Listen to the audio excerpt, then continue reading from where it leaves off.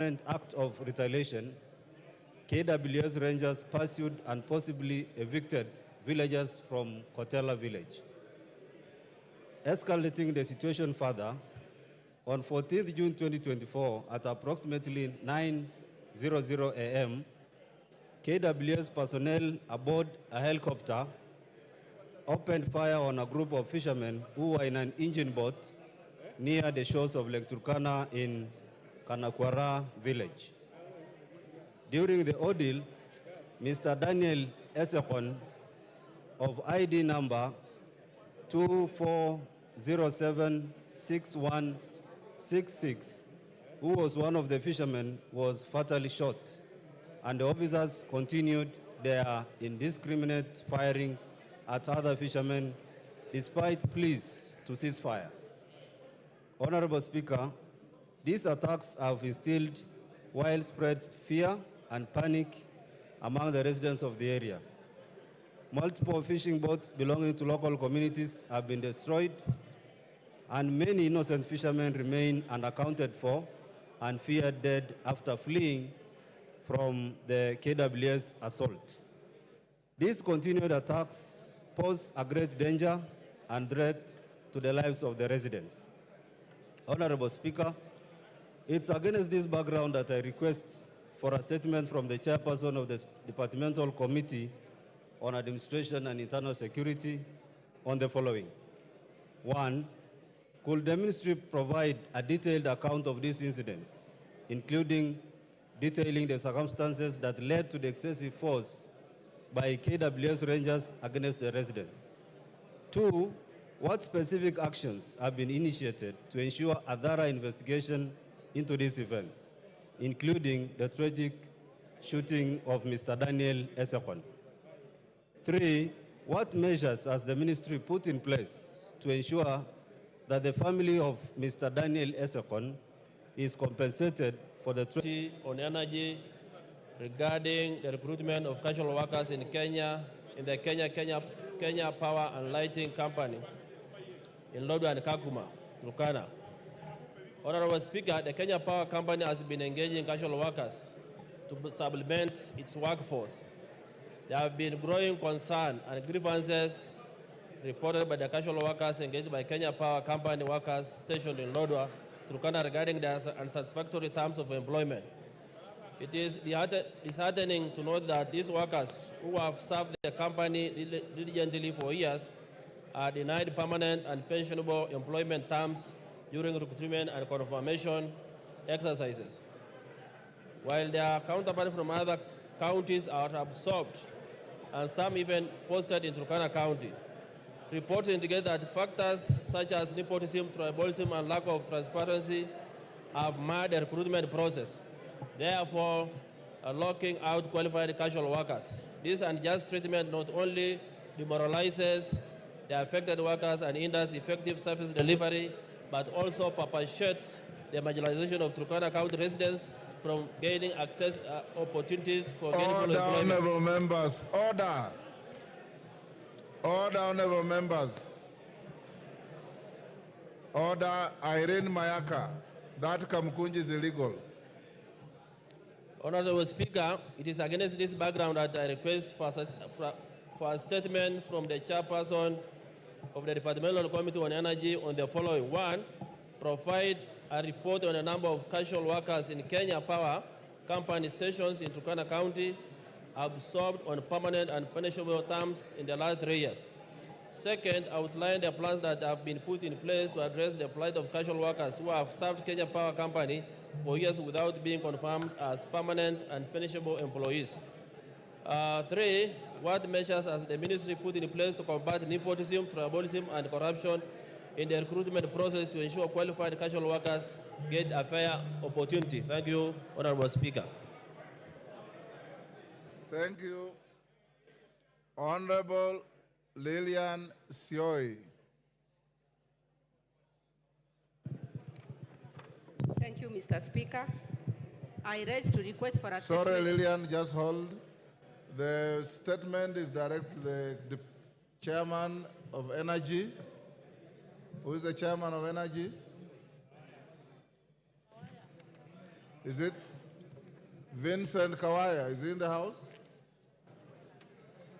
Vice Chair?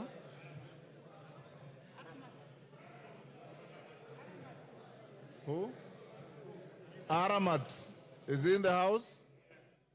You bring a response in 2 weeks. Thank you. We need a response in 2 weeks. Lillian, go ahead. Thank you, Mr. Speaker. I stand to request for a statement regarding delay in the issuance of e-TIMS invoices by the Kenya Revenue Authority. Honorable Speaker, pursuant to the provision of Standing Order 44-2C, I wish to request for a statement from the chairperson of the Departmental Committee on Finance and National Planning regarding the delay in issuance of e-TIMS invoice by the Kenya Revenue Authority. Honorable Speaker, the Kenya Revenue Authority issued a directive seeking all taxpayers carrying on business to onboard on the Electronic Tax Invoice Management System, e-TIMS.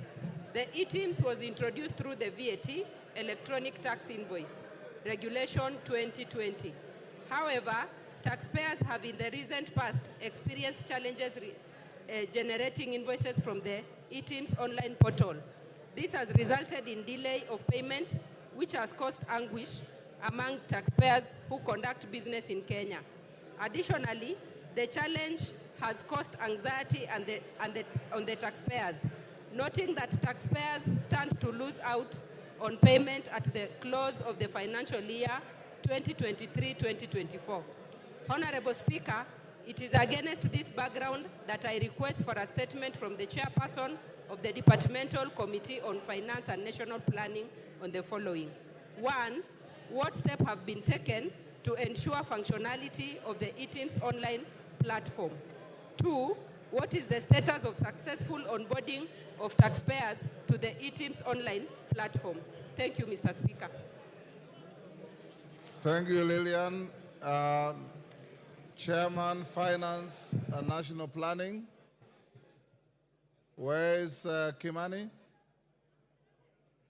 Majority Leader inform him to bring a response in 2 weeks. Honorable members, there are 4 statement responses. I'll stay those to Tuesday next week. Majority Leader, your Thursday statement. Thank you, Honorable Speaker.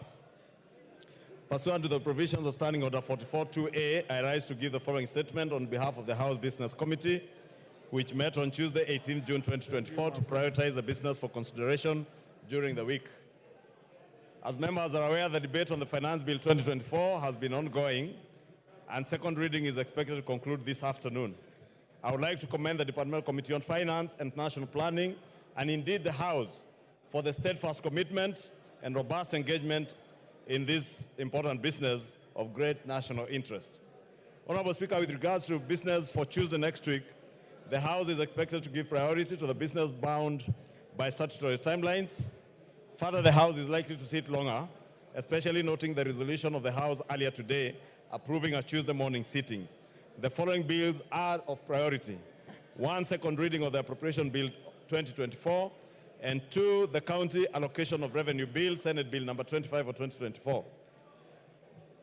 2, Honorable Speaker, Committee of the Whole House on the Finance Bill 2024 and the Appropriation Bill of 2024.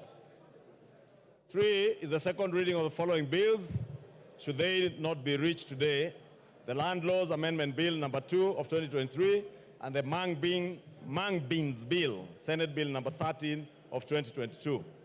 Additionally, debate will also be undertaken on the following motions, should they not be concluded today. 1, reports of the Auditor General on the National Government Constituency Development Fund for 9 constituencies in Bungoma County. 2, report of the Public Petitions Committee on its consideration of public petition on funds spent contrary to the provisions of Article 223 of the Constitution. 3, reports of the Auditor General on the financial statements of specified state corporations. 4, report on the Parliamentary Broadcasting and Library on enhancing reporting of parliamentary business on online platforms. 5, report of the Committee on Regional Integration on its inspection to the semi-autonomous institution institutions of the East African Community in Uganda. 6 is the report of the Committee on Implementation on the implementation status of reports on petitions and resolutions passed by the House. 7 is a report of the Committee on Trade, Industry and Cooperatives on its consideration of alleged unfair trade practices by foreign investors in Kenya. And 8 is the second report of the Committee on National Cohesion and Equal Opportunity on employment diversity audit in public institutions. Honorable Speaker, members will note that I had previously conveyed that the Cabinet Secretary for the Ministry of Interior and National Administration was scheduled to appear before the House on the afternoon of Wednesday, 19th June 2024 to respond to questions in the plenary. However, due to the priority business before the House, the appearance was postponed to Wednesday, 26 June 2024, and in this regard, members whose questions had been listed earlier for response are encouraged to avail themselves. Honorable Speaker, I had read the whole list of almost 16 questions by various members. I do not need to repeat them since I read them last week. In conclusion, Honorable Speaker, the House Business Committee will reconvene next week, Tuesday, 25th June 2024, to schedule business for the rest of that week. I now wish to lay this statement on the table of the House. Thank you. Thank you, Majority Leader.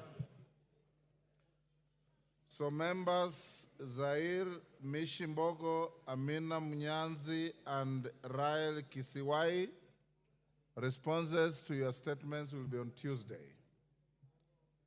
So the chairman of committees or chairpersons of committees be notified. Next order.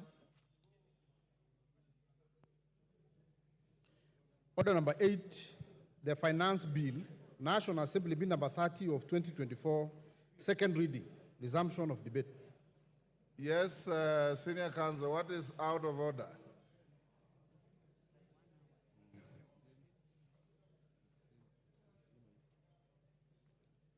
Yes. Could they give me? Thank you, Mr. Speaker. Mr. Speaker, I rise under Standing Order number 252 in terms of access to the House. Mr. Speaker, it's been brought to our attention that our colleagues in the Senate, some of them are interested in accessing the public gallery or the Speaker's gallery to observe our debate, and that they have been refused access. Could you, Mr. Speaker, give direction that the public gallery and the Speaker's gallery should be accessible not just by the senators, but by any Kenyan who cares to come and listen to our debate and our voting? Thank you, Mr. Speaker. Order, honorable members. Honorable Otienda, I hear you. Honorable members, you will recall that during today's morning sitting, Order Kiborek and your team, Deputy Speaker, take a seat. Go to your seat.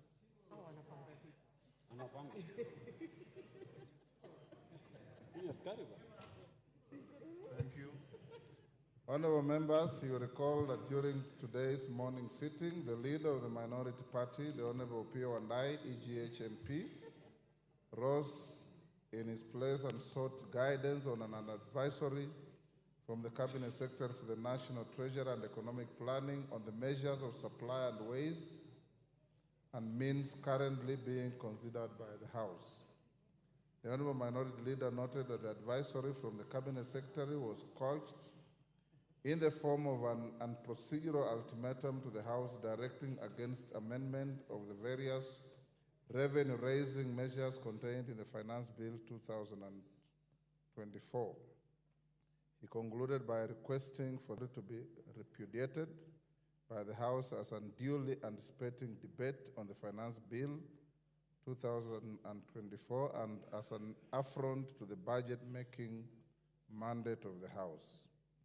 Honorable members, I did allow the leader of the majority party, Honorable Kimani Ichung'wah, EGH MP, and the chairperson of the Budget and Appropriations Committee, Honorable Ndindi Nyoro, MP, to make brief rejoinders on the issue before scheduling it for my guidance during this afternoon sitting.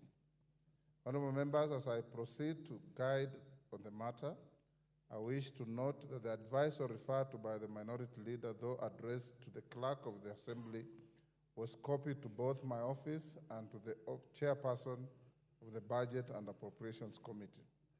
Contrary to the assertions made by the minority leader, the advisory is not an unusual document. Members will note that every year, before the conclusion of the budget process, the Office of the Clerk seeks the views of the Cabinet Secretary responsible for finance on the options available to the House and its committees to ensure a balance between the measures of supply and ways and means under consideration by the House. This is in keeping with the requirements of Article 114 of the Constitution on the consideration of money bills. The advice enables the House to ensure that the measures of supply and ways and means that it approves in the appropriation bill and the finance bill adhere to applicable constitutional and statutory limits. Honorable members, as you are aware, under Section 39A 4C of the Public Finance Management Act, Cap 412A, any recommendations made or resolution passed by this House on revenue matters must take into account the impact of the proposed changes on the composition of the tax revenue that the National Treasury is expected to raise. Additionally, honorable members, under Section 45C of the Public Finance Management Act, the House is under an obligation to ensure that the total amount of revenue raised is consistent with the fiscal framework that it approved during the budget process. During its consideration of budget proposals, the House must strike a balance between the supply of monies that it appropriates for the national government and the ways and means of financing such expenditure. As ably expressed by the leader of the majority party and the chairperson of the Budget and Appropriations Committee, any negative imbalance between the ways and means and the supply approved by the House ultimately results in a fiscal deficit.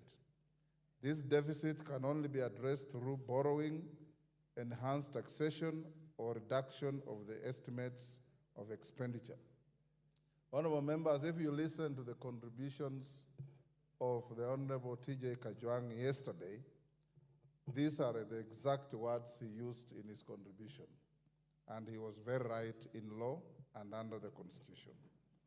As members will recall, any borrowing sanctioned by the House must strictly adhere to the threshold prescribed by this House in line with Section 50 of the Public Finance Management Act and the principles outlined under Article 211 of the Constitution that cautions against overburdening future generations with unnecessary bad debt.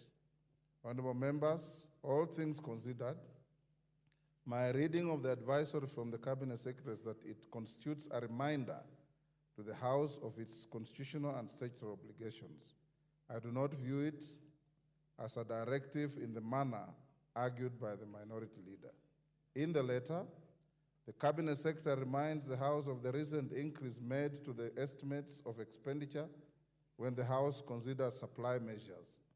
The House is merely being asked to factor in this increased expenditure when considering the ways and means of financing the approved supply. In its decision-making, the House is only bound by the Constitution and the law. The ultimate decision lies with this House. I therefore find nothing untoward with advisory. Its contents may be used for the information of the Budget and Appropriations Committee, the Finance and National Planning Committee, and House in plenary and during the Committee of the Whole while considering both the Appropriations Bill and the Finance Bill. The House is accordingly guided. I thank you. On what the Honorable Tienda Molo has raised, entry and access to the galleries is not a right of anybody. It is to the discretion of not just Mr. Speaker, but the Sergeant at Arms and his team. And their advice this afternoon was that they desired to keep the galleries unoccupied. And that's being a security matter to which I'm not an expert, I've given them the benefit of doubt. Secondly, Honorable Tienda Molo, you may recall some 3-4, was it 2021, when the Honorable John Bandi nearly killed me in the public gallery. No. Yeah, you are the one who saved me. It is Alice Nganga who nearly killed me. It is the Honorable Alice Nganga who nearly killed us. And if you recall, with a light touch, the Honorable Senator Mudamasi, then he was, left the gallery half naked. And the Honorable Bone Khalwale left the gallery at a speed that would have broken a world record. We don't want to repeat that.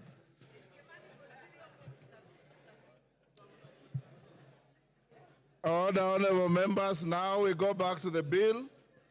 Robert Basil, but as I call Robert Basil, honorable members, I have been requested by the majority and minority leaders that we reduce the time further from 3 minutes to 1.5 minutes. Robert Basil. Thank you, Speaker. The time is too short, though. From onset, I reject the bill because it's very clear Generation Z, they cannot, or they want to say elastic limit on taxation has been reached. So we need to listen to the cries of the citizens and do like what Ronald Reagan in the US did. We cut taxes and we cut government expenditure. So, Mr. Speaker, if you look at some of the taxes, for example, if you look at the excise duty on coal, the 5%, in principle, Mr. Speaker, what it will do is going to kill cement, clinker manufacturing industries. And with that, we are going to lose jobs, lose revenue, and will not be able to realize the target. Additionally, the import declaration fee, Mr. Speaker, that has been raised from 2.5 to 3.5% is going to be moved to the final consumer. And since we import most of the items, for example, medicinal drugs, Mr. Speaker, it means hustlers and the poor patients will not be able to afford medicine. So, Mr. Speaker, what I want to say is this finance bill, we need to say no to it and possibly try to cut on taxes. Additionally, Mr. Speaker, the levy, eco-levy on plastics, is going to increase price on plastic packages. And in reality, that is going to affect export of flowers and make our flowers not competitive. Thank you, Mr. Speaker. Victor Koech, Chepalungu. Thank you so much, Mr. Speaker. It's unfortunate that I'm now getting 1.5 minutes, but nonetheless, I will try my best. Mr. Speaker, this particular debate is taking a totally different angle, a political angle. As to why I'm saying this is because members have now deviated from arguing from a point of facts to now dealing with political issues. As to why I'm saying so, Mr. Speaker, is the fact that now informing the House that bread is going to be taxed. While the fact is, the committee led by Kimani Kuria sought the public opinion, and on sorting on the public opinion, the committee is now dropping 16% VAT on bread. On motorcycle, Mr. Speaker, again, the committee report is saying that instead of allowing importation of motorcycles, we promote our local manufacturers so as to create job opportunities for our citizens. And in that case, Mr. Speaker, I support. Thank you so much. Jalango Langata. Order, yes, Kibagendi, what is out of order? And under what standing order are you? Thank you, Mr. Speaker. There's a stranger in the house. I've seen someone resembling Oscar Sudi in the house. There's a stranger in the house, Mr. Speaker. Order, Honorable Kibagende. If you want to provide comic relief, that is a very poor one. Go on, Jalango. Thank you so much, Mr. Speaker.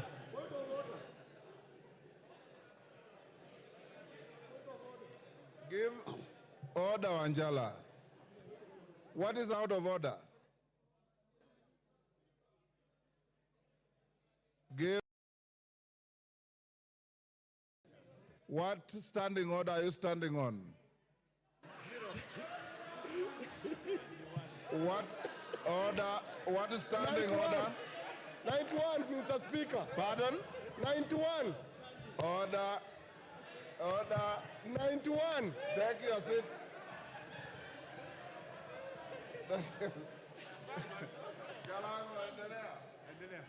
Mr. Anjala, you Speaker. have no point of order. Take your seat. Jalango, carry on. Honorable Anjala, I encourage you that yesterday when you spoke, the House listened to you.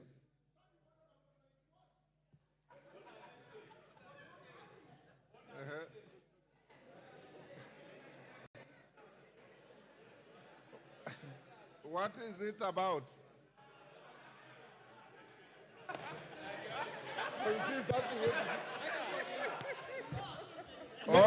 Order, Angela. Angela, you know, standing order 91 is a standing order you use to challenge a colleague who is on the floor and has said a statement that you think is not factual. Order. The member on the floor, Honorable Jalango of Langata, had not uttered a single word for you to challenge him on any fact. So you are out of order. I ruled him out of order already. Jalango, continue. Thank you so much, Mr. Speaker, for giving me this opportunity. First of all, I reject the Finance Bill 2024. Immediately,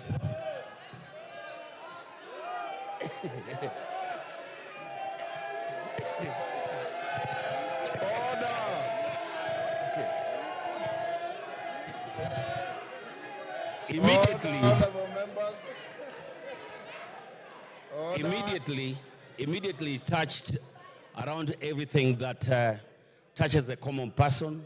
That was the M-Pesa, the cars, the pads, and I looked back and saw the whole generation in Langata out here having their voices so loud.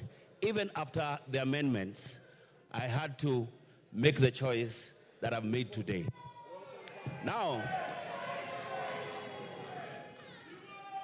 out here is the Gen Z generation whom I talk to every day. I interact with them on Twitter, TikTok, and everywhere.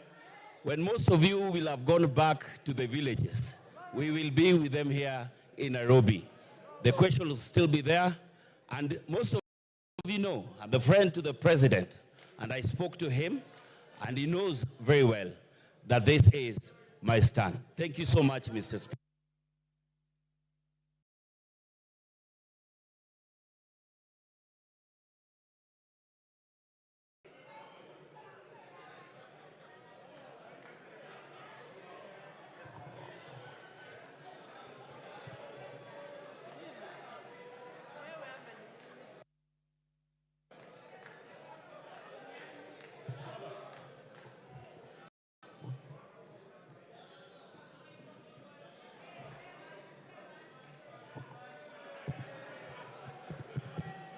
Order. Honorable Katana. Honorable Katana. You are being grossly disorderly. Please exercise some decorum, not just you, everybody else that is either cheering or jeering. We want to have an orderly end to this. Member for Kuresoi. Thank you, Mr. Speaker, for giving me this opportunity to give my voice on this important bill. I've been waiting for it since morning. From the onset, Mr. Speaker, I want to say that I support the bill 2024-2025. I am supporting the bill, Mr. Speaker, because of a number of reasons. One of the reasons is the increase in CTF is the increase in CTF by around 50 million. This CTF, Mr. Speaker, is a fund which touches all corners of our country. And this is a fund which has really transformed our country. Mr. Speaker, I also want to say that I support this bill because of the 50 million which has been set aside for electricity.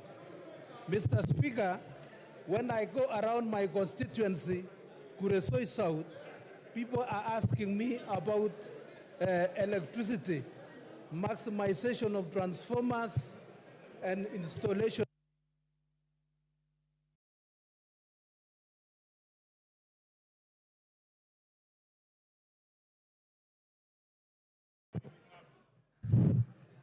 Ruth Odinga.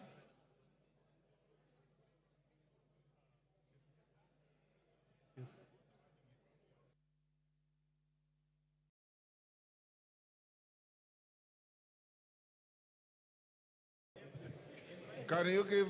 Thank you, Mr. Speaker. I stand up here to reject the bill, the Finance Bill 2024, and mine is very simple. This finance bill is actually an IMF-driven finance bill.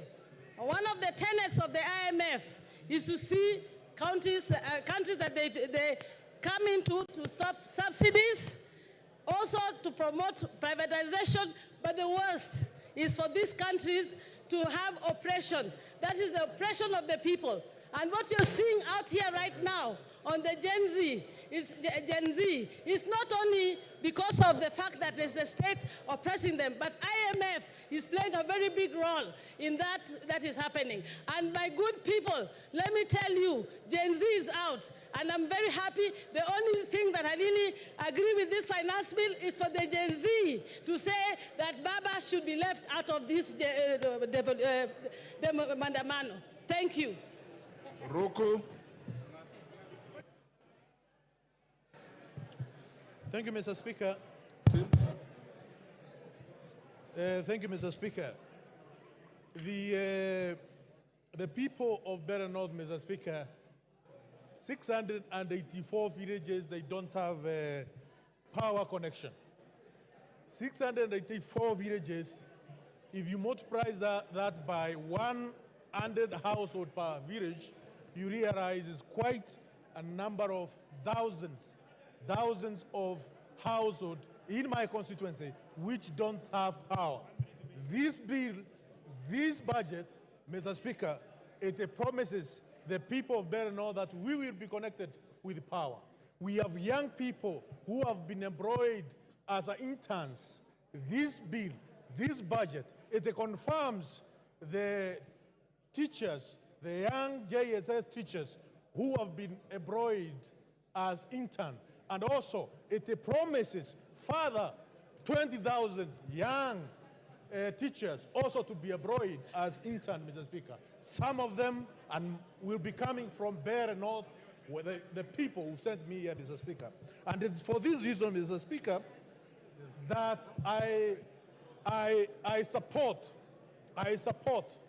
this finance bill, Mr. Speaker, among other many reasons, such as Time up. Esther Passaris.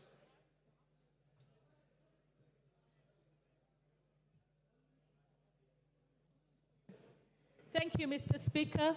Mr. Speaker, much as I commend the public participation that was done on the bill, and much as I commend the amendments that they have come with, I want to say that I reject because we need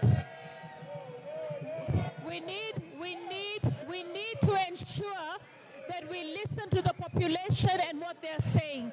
This country right now needs to listen. We need to tighten our belts, we need to live within our means, and we need to address corruption. Yesterday, seeing Obado getting away with a settlement of only 15% when he owes 1.9 billion tells us that we are not serious about addressing corruption. If we address corruption, we will be able to fund the expenses of this government. It is time for us to take a position that corruption is the biggest enemy in the room. And I think I stand ashamed to know that only a house in Loresho is not 40 million. A flat in Nairobi is not 9 million. Even in the settlement, we are actually cutting deals. So we say no to corruption, and we fund and live within our means. I reject the 2014 finance bill. Thank you.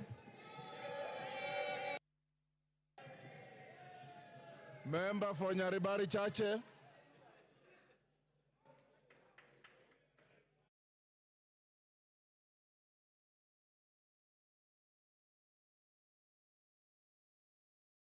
Mike. Thank you, Honorable Speaker.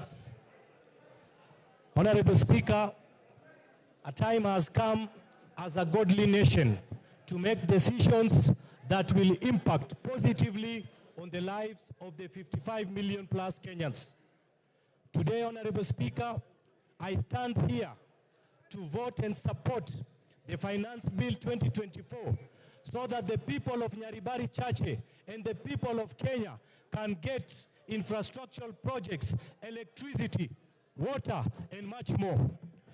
Honorable Speaker, I want to urge the Generation Z to relax, as Kenya Kwanza government means well, and they will be the greatest beneficiaries of the proposed amendments.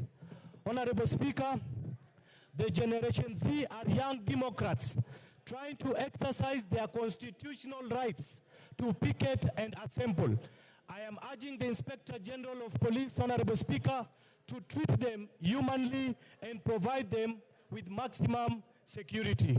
Honorable Speaker, the Finance Bill 2024 proposes an export and investment promotion levy with the goal of encouraging consumers to purchase locally produced alternatives, thereby supporting domestic manufacturers. Caleb Luyali.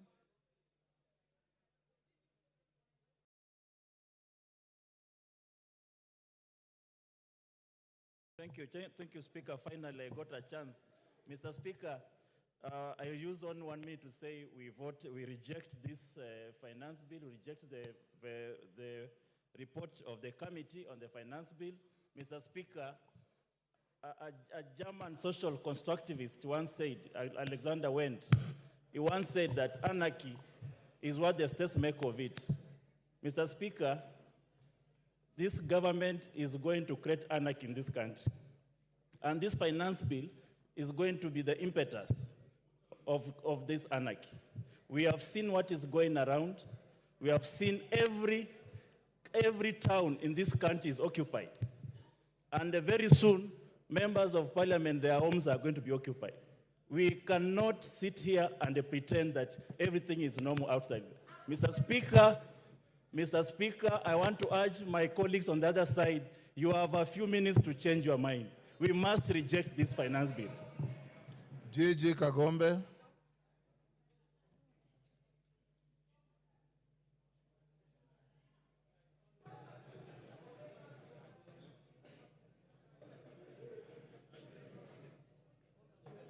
Give him the mic.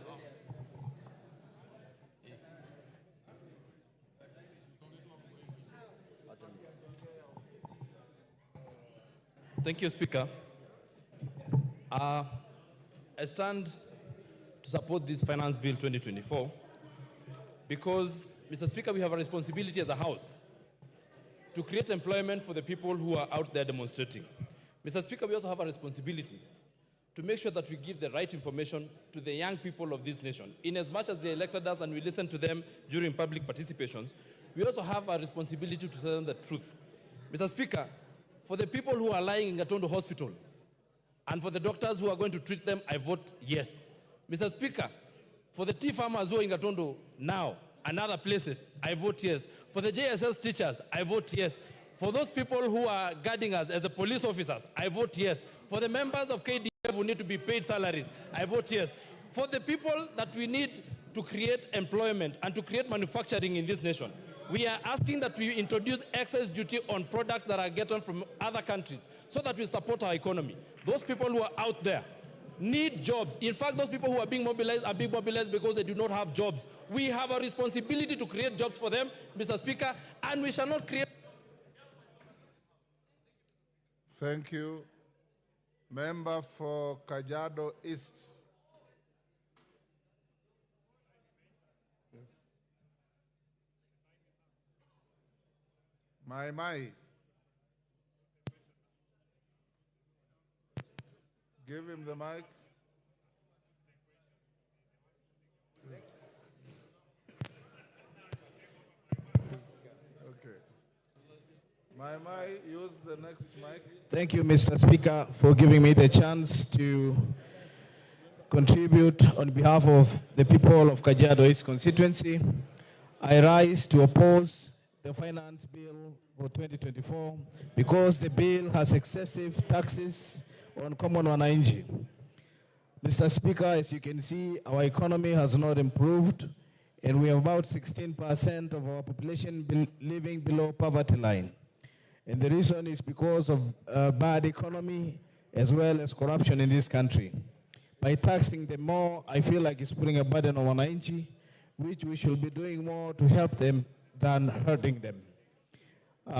Mr. Speaker, when you also look at the fuel levy of 9 shillings, that is another burden to wananchi. I can imagine my people commuting between Kitengela and Nairobi and back and forth, paying more for transport because of the increase of the fuel levy. So, Mr. Speaker, I stand to oppose the bill because it is not friendly to common wananchi. Thank you, Mr. Speaker. Moses Kirima.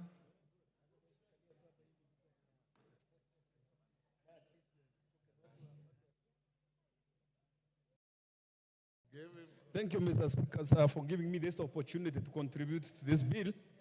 Mine is that by the time when this bill came originally, it was too bad and it was punitive to the people. And my people had instructed me that if it was to be as it was, I was meant to oppose it.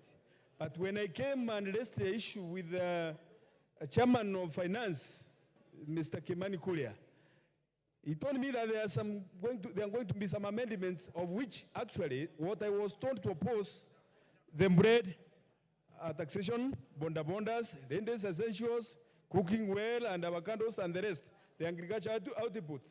After the amendments, I don't see any reason to oppose it. So I thereby support it with amendments. But if there are no amendments, no way. Thank you, Mr. Speaker, sir. Ken Chonga.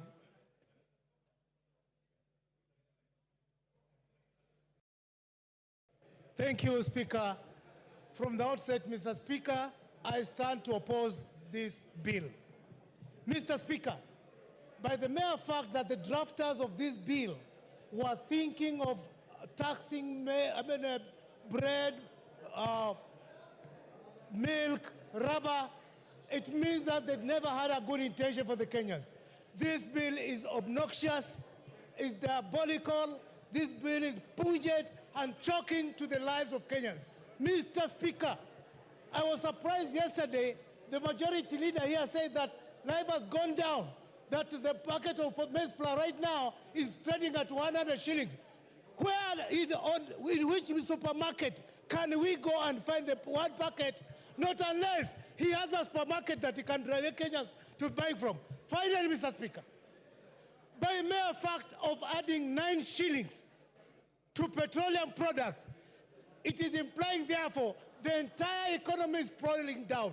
Everything in the economy depends on fuel, and for as long as we have the price of fuel, everything is going to spiral up. Mr. Speaker, I stand to oppose this bill. Thank you. Janet Setianei, member for Turbo. Thank you, Honorable Speaker.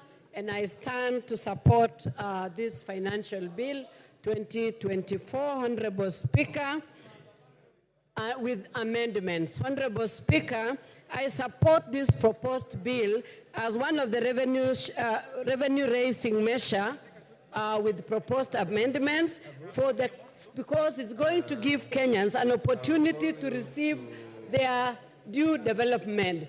They are going to get electricity, the schools infrastructure, bursary. Farmers are going to get subsidy, increased milk prices. The sugarcane farmers are going to get their pending arrears. School-going children are going to be fed. Elderly people are going to get cash transfers. Honorable Speaker, this bill has also listened to proposals that are going to reduce what the Wananchi were worried about. The VAT on sugarcane transportation, the removal of 16% on bread, removal of exercise duty on... Protect me, Honorable Speaker. This bill proposals are going to see that VAT is removed on bread, there is exercise duty removed on money transfer, there is also VAT removed on sugar. Yes. Engineer Nzengu. Thank you, Mr. Speaker, for giving me this opportunity. I have waited from yesterday, but I want to say from the onset that I raised to oppose this Finance Bill 2024, and there are many, many reasons why I am opposing it. But one of the reasons is that it is increasing, or it is putting a levy on clinker, which is an imported component of cement. And yes, Honorable Junet, what is it? Speaker. What is it? Speaker. Order. Kachini bwana. Speaker. Mr. Speaker. Yes. I wanted to seek your indulgence, Mr. Speaker. Mr. Speaker, as you are aware, to those who are in Parliament, there is time for everything. Order, members, I can't hear clearly. Go ahead. Mr. Speaker, as you're aware in Parliament, there is time for debate, and then there is time for voting. Mr. Speaker, some of our members here on my side took early lunch. They are taking lunch by 10 a.m., I think, ugali and nyama. And they have come here so that their vote can count, Mr. Speaker. So, Mr. Speaker, having debated this bill now extensively, I think we should go now to do our constitutional duty of voting, Mr. Speaker, so that Kenyans can know which direction we are taking, Mr. Speaker. So, Mr. Speaker, I seek your indulgence to call the mover to reply, Mr. Speaker. Thank you, Honorable Junet. Let Nzengu finish. I had an intention of giving Rose Museo. Then I will call the mover to reply. Thank you, Mr. Speaker. Mr. Speaker, from the Finance Bill 2023, it is reported that the road maintenance levy was not collected enough because of increment in the price of the petroleum product. This year, Honorable Speaker, the same mistake is being repeated. We know that from Finance Bill 2023, the price of cement went up, the price of steel went up because of the export promotion and investment levy, which is unnecessary because it is meant to promote monopoly in the industry. The same people that produce cement are the same people that are producing steel, and that is why the cost of construction has gone up and being a deterrent to a lot of Kenyans from constructing their houses or their property. So, Mr. Speaker, I want to say that I want to reject the proposed bill totally and as a whole. Thank you. Women Rep Muranga. After that, Rose Museo, then the mover be ready to reply. Okay.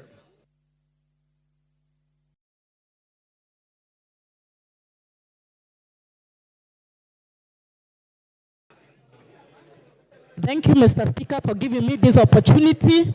I rise to support the bill, and I will vote yes for the bill.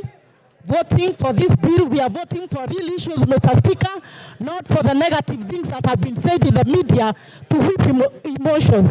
Mr. Speaker, voting for this bill is voting for 6.8 billion for coffee cherry fund. Mr. Speaker, voting for this bill is voting for 46,000 JSS teachers to be, who are internship, to be put in the payroll, to be employed. Mr. Speaker, we are here to tell our brothers from the opposition that we don't need to whip emotions, and we know who are the sponsors of the ongoing Maandamano, and we revisit after the bill. Thank you, Mr. Speaker.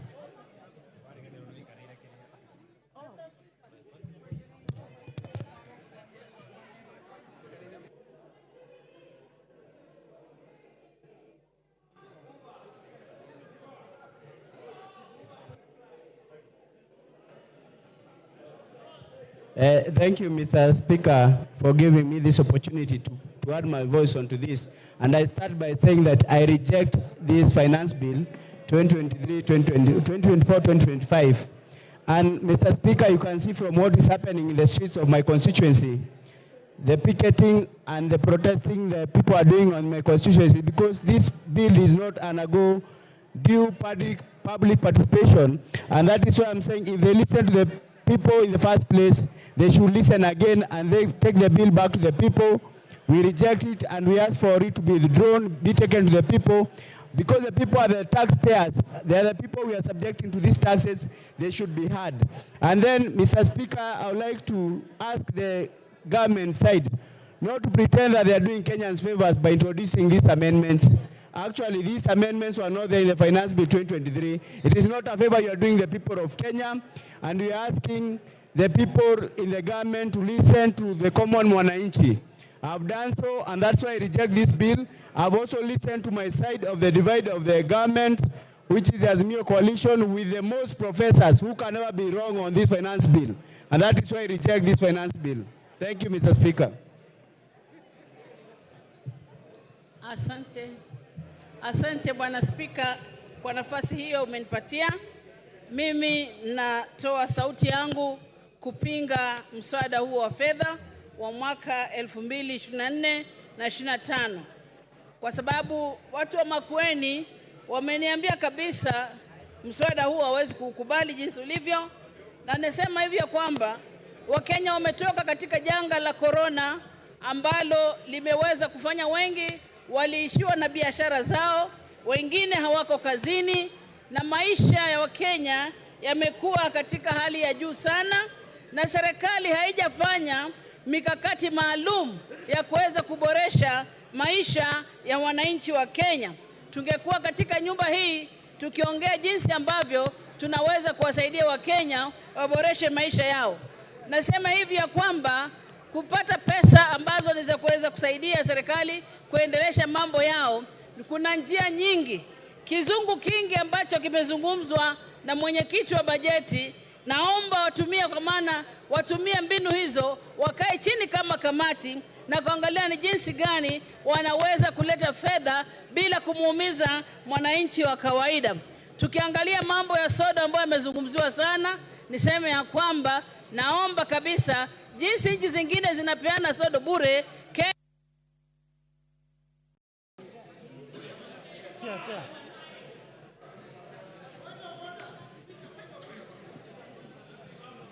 Yes, Honorable Kimilu. Honorable Kimilu. Speaker, is it in order for you to deny me a chance to reject this finance bill? Because I've been here since just a day, and you not give me any chance, but I reject this bill, Mr. Speaker.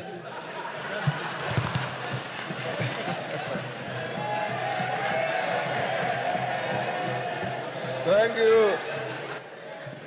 Honorable Kimilu, order.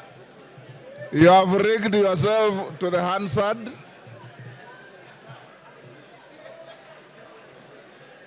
Korea Kimani. Yeah. Korea Kimani.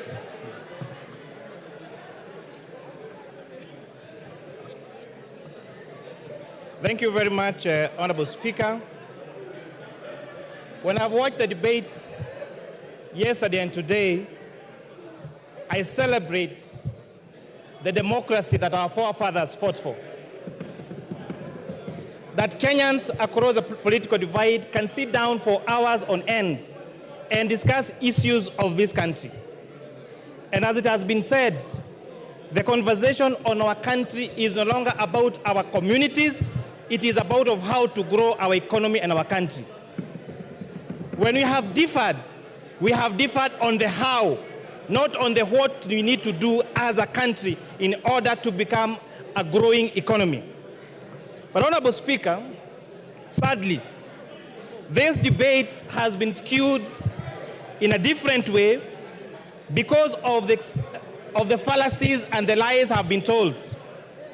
Honorable Speaker, I have seen some members and members of the public say that the bill introduces taxation on cancer patients. I have gone through the bill word by word, clause by clause, and there is absolutely nothing on this bill that mentions about cancer patients. These falsehoods to emotionalize our members of the public is immoral, is wrong, and it is very distasteful.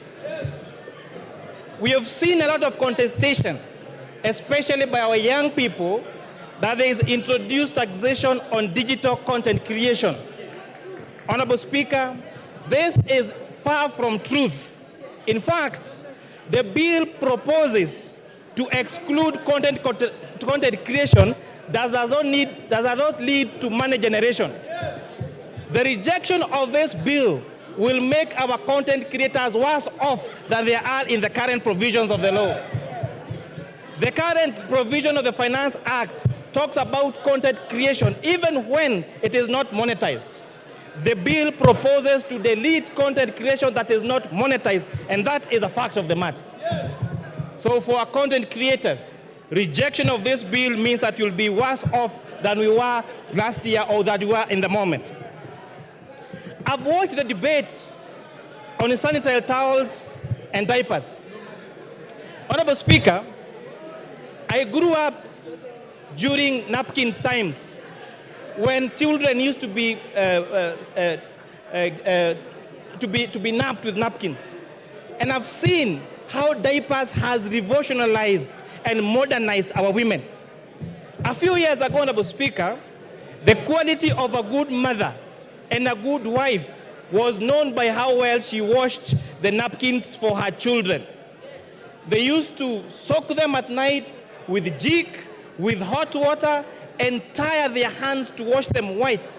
And when neighbors would pass, they would watch how white they are, and the quality of that wife and mother was based on how white those napkins are.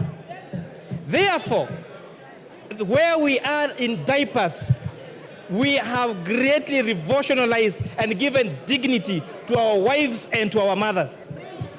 What this bill proposes is to give them more dignity by making them use diapers and sanitary towels that they can be good quality, that are affordable, and we can sustain their safety. That is why we are saying that let us use our own locally manufactured products. Honorable Speaker, how much do we hate ourselves as Kenyans that we demonize our capacity to manufacture here locally? How much do we hate our young people that would rather export these jobs to India and China and not have them here in Kenya, Honorable Speaker? We have seen the government allocate resources to ensure we have free sanitary towels for our school-going children. How much do we hate us that do we hate ourselves that we want this money to go to India and China and not to our locally manufactured, and not to our local manufacturers here in Kenya, Honorable Speaker? These arguments came last year. And Honorable Speaker, this House made two, just to emphasize, two difficult decisions. One of them was imposing import duty and excise duty on imported furniture. As we speak, Honorable Speaker, that tax and policy measure has seen the furniture being used in this country, being locally manufactured and creating jobs for young people. If you go to the big furniture shops, like tiles and carpets and the others, they have all started local assembly and local manufacture of furniture. And therefore, the furniture that we are using, courtesy of the Finance Act of 2023, is what is made here locally, Honorable Speaker. Last year, we zero-rated local assembly of mobile phones. As a result, we are producing 400,000 phones every day for the external market. Therefore, Honorable Speaker, it means and demonstrates that giving tax incentives to manufacturers leads to the growth of local manufacturing and continues with the mantle of Buy Kenya, Build Kenya. Honorable Speaker, this bill proposes to exempt pensions payment, to increase pension payments to be tax exempt for salaried people from 20,000 to 30,000. Rejection of this bill, Honorable Speaker, would mean that these pension contributions to take care of us when we get old is going to be tax exempt, and therefore Kenyans will be worse off if this bill is rejected, if the amendments as proposed in the bill. On pay as you earn, Honorable Speaker, all statutory deductions, which are housing levy, chief, and NSSF, have been proposed in the report of this committee to be tax allowable for pay as you earn. Rejection of this bill as amended by this committee would mean that our salaried Kenyans will have less disposable income to take home if this bill as amended is going to be rejected. Honorable Speaker, on the ease of doing business, if you have sales that are that are above 5 million shillings, you are subject to VAT registration. This bill and the report of this committee recommends increasing this from 5 million to 8 million shillings. Therefore, rejection of this bill will, as amended by the committee will make it more difficult for our businesses.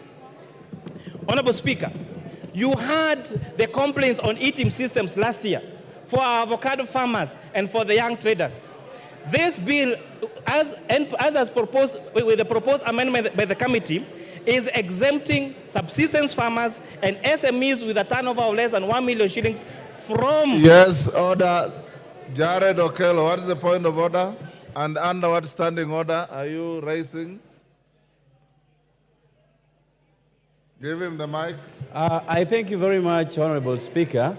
I rise on a point of order number 91. Honorable Speaker, there is a pattern that is developing into this House that each time we come up with objectivity on a matter such as this, we are being told that CDF will be reduced, there will be no Kera roads. This kind of blackmail must stop, Honorable Speaker. We must always What is out engage. of order? What is out of order is what the chair of the Finance Committee is telling us, Honorable Speaker, that it will reduce even issues of this House, Honorable Speaker. But I also reject this bill in total in line with Nyando.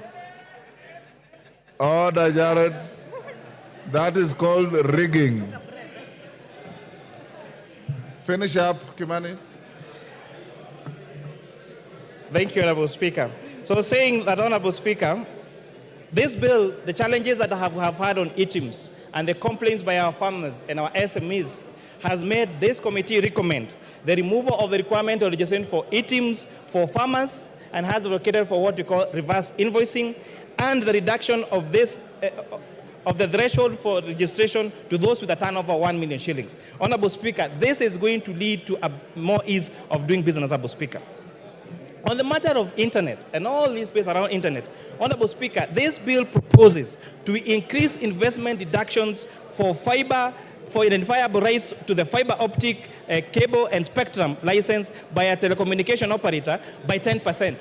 This is going to enhance availability and the rollout of fiber optic and internet connectivity to the whole country, Honorable Speaker.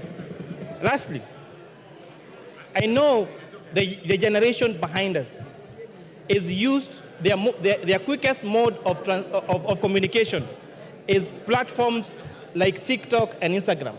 Honorable Speaker, if you check that platform, the reels are very short, and therefore the way of communication is sensationalized. I'm really urging our young generation, the people that are calling me on my phone, I took my lunch break yesterday and my lunch break today to return all the calls I got to my phone. And I was asking them, you are telling me to reject tell me what you want to reject in this bill. Then they say, we have a katatu. I am asking them, what clause is adding additional taxes and difficulty of doing business? They say, we have a katatu, because they have not taken time to understand this. And with that, Honorable Speaker, I beg to reply. Order, honorable members. Members on their feet, take your seats. He has concluded, Babu Wino. Order. Order, members, take your seats. Member for Bumula, take your seat. Member, take your seats. Member for Kuresoi. Honorable members, Nyamita, take your seats.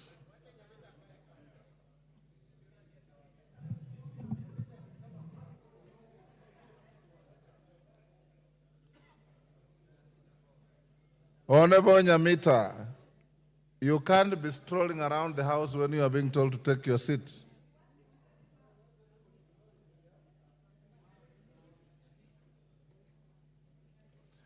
Honorable members, we have come to the end of debate on this bill, the Finance Bill, National Assembly, Bill number 30 of 2024. Before I put the question, I want to direct the House as follows. My question will not attract a voice vote. We will go straight into division. I had directed the House yesterday, and I repeated this morning, that in the interest of proper time management, the voting will be electronic. Order. Order. Order. Order. Honorable Kajwang. Honorable Kajwang, you are my junior but a senior lawyer. And I expect a lot more from you. Honorable members, the Speaker can read the mood in the House. I don't want to give anybody an excuse to go and play to the gallery. Whether you vote electronically or you vote manually, the result is the same. Order. Order. Order. I have consulted with your leaders. Order, I've consulted with your leaders, and they do not have a hard feeling either way. Order. Order. Order. Order. Consequently, I'll put the question. I'll direct thereafter the division bell to be rung for 5 minutes. The whips, if your members are still loitering out there, you have 5 minutes to get them into the House.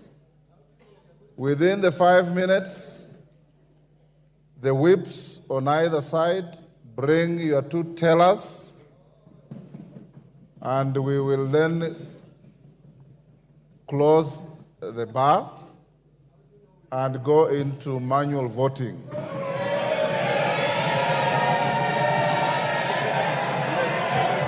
Order.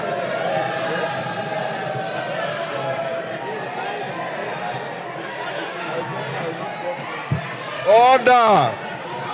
Order, honorable members. Order. Order. I now put the question. I'll now put the question, which is that the Finance Bill National Assembly Bill number 30 of 2024 be now read a second time. As members of that opinion say aye. As members of the contrary opinion say nay.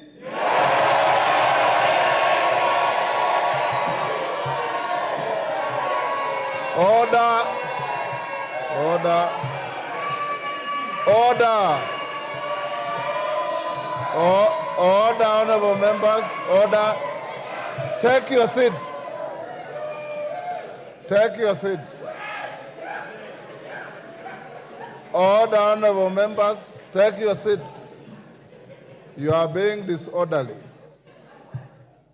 Before even the Speaker announces the outcome of the voice vote, you are on your feet claiming a division, meaning you are claiming that you have lost. All right?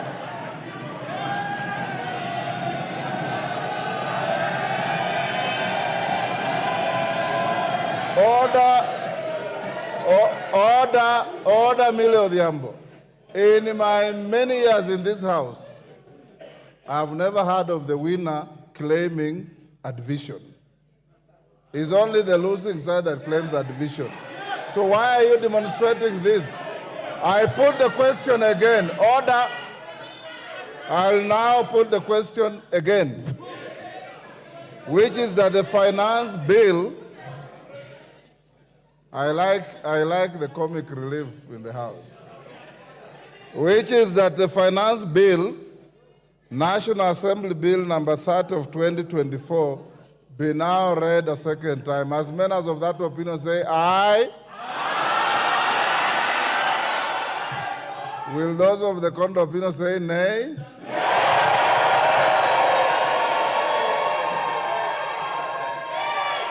The ayes have it.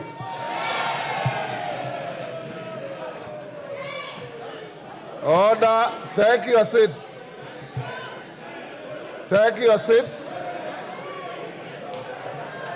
Take your seats.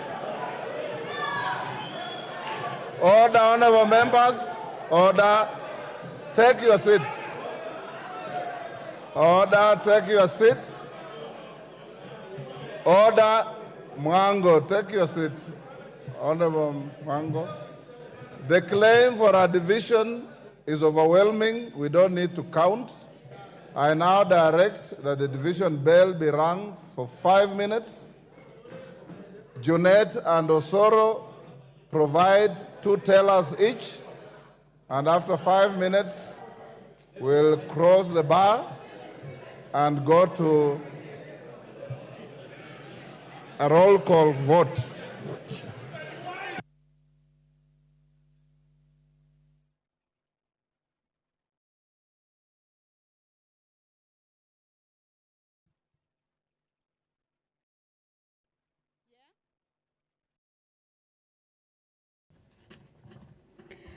Well, as directed by the Speaker of the National Assembly, Honorable Dr. Moses Wetangula, is that the division bell be rung. This is for 10 minutes. And of course, this is the part where the members of the National Assembly will be taking a vote on whether the bill, that is the Finance Bill 2024, whether it be read a second time. And it has been indicated by the Speaker that the vote will be a roll call vote. What we have just witnessed is that the members have taken a vote.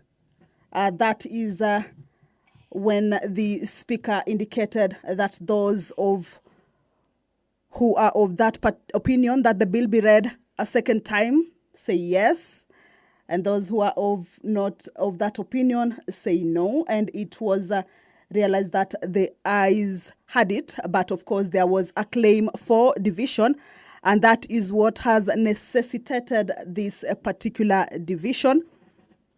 By roll call means that the members will be called by name to give their opinion on the position on whether that particular bill be read a second time.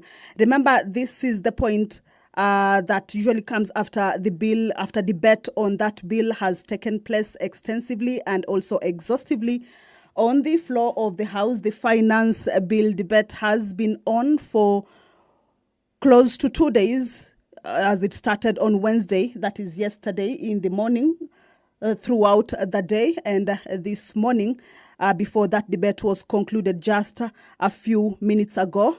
And the next stage is for the bill to be read a second time, for it to be able to proceed to the next stage, that is for consideration of the amendments at the Committee of the Whole House stage.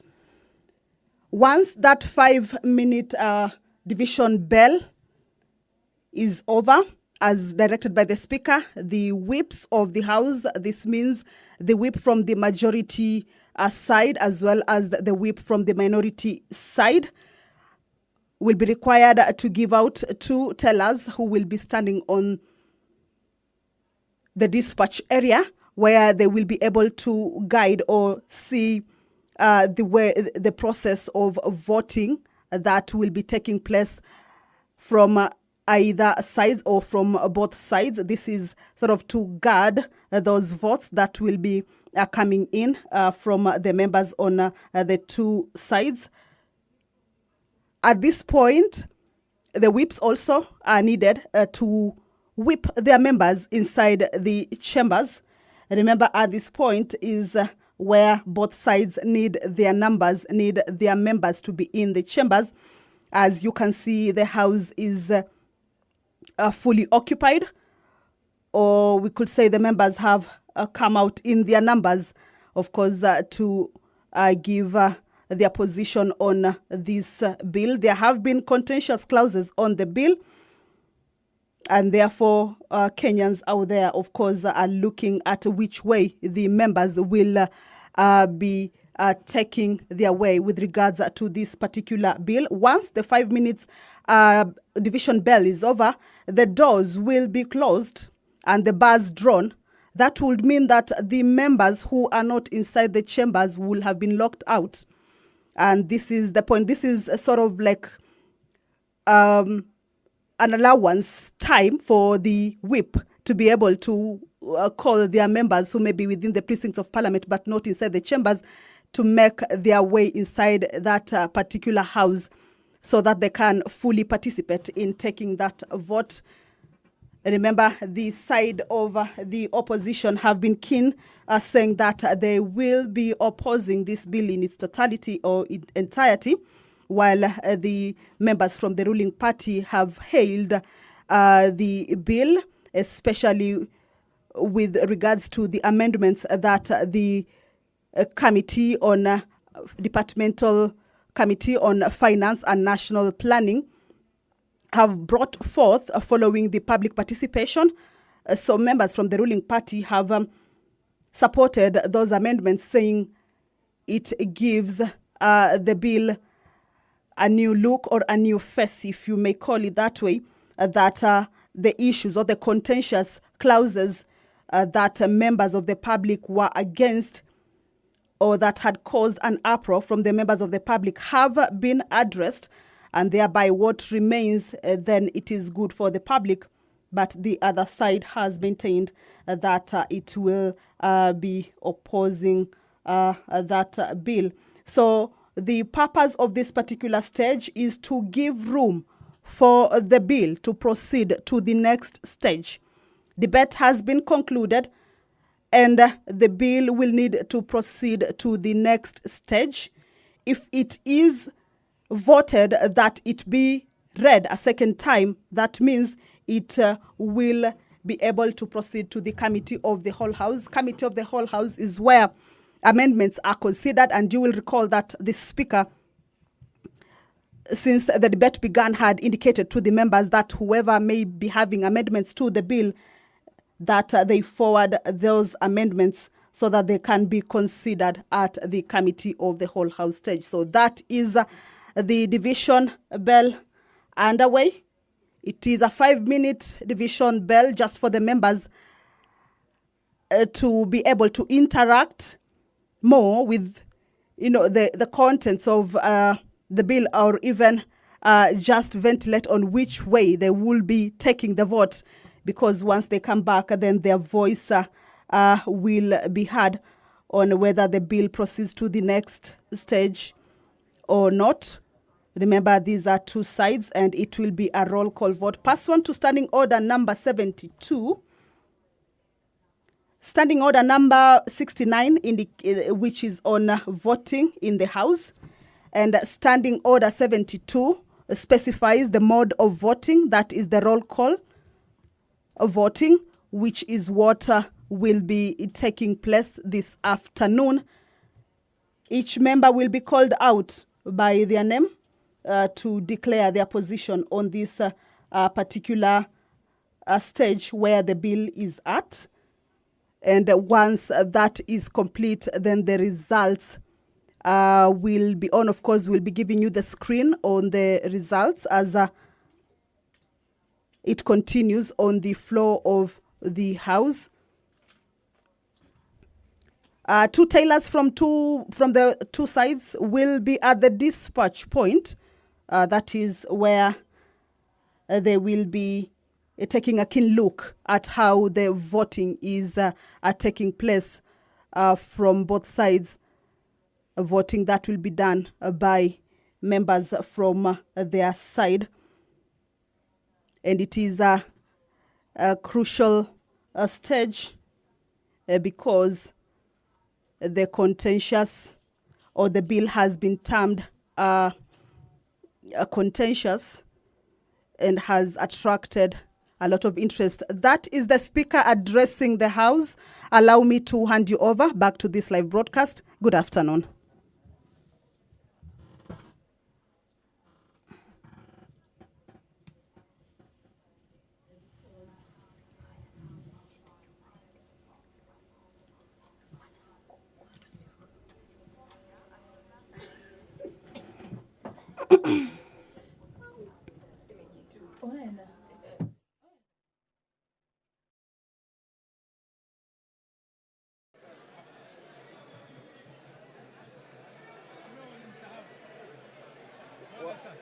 Wakubwa wenu walisema tufunge. Oh, sorry. Sits.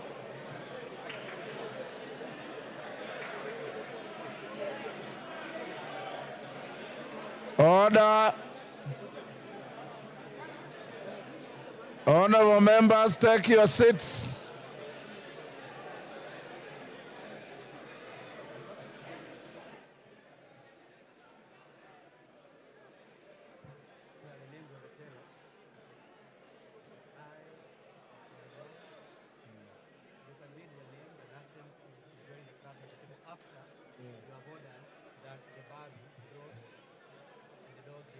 Okay. Are there still members behind here? Are there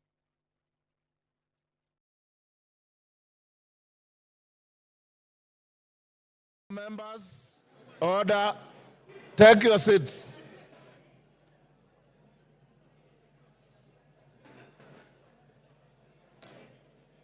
Honorable members, take your seats. Honorable Madenga, take your seat. Take your seats.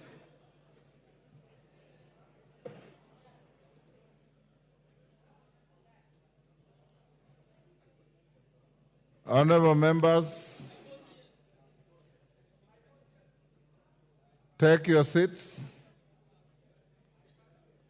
I now order that the bars be drawn.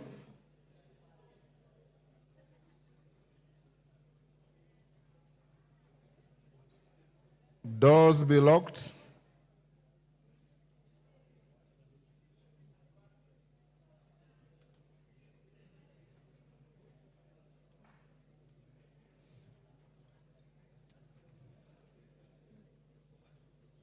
Do I put the question again before the second?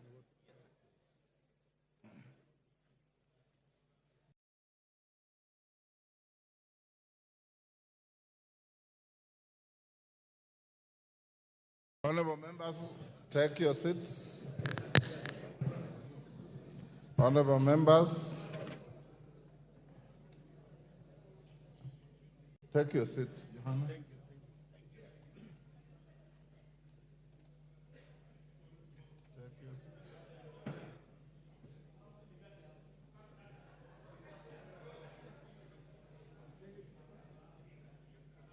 Vindikiri, take your seat.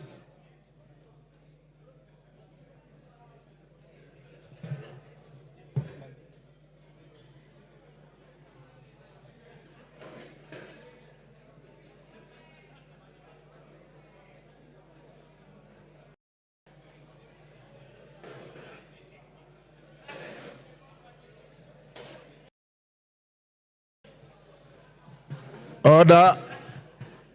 Order, honorable members.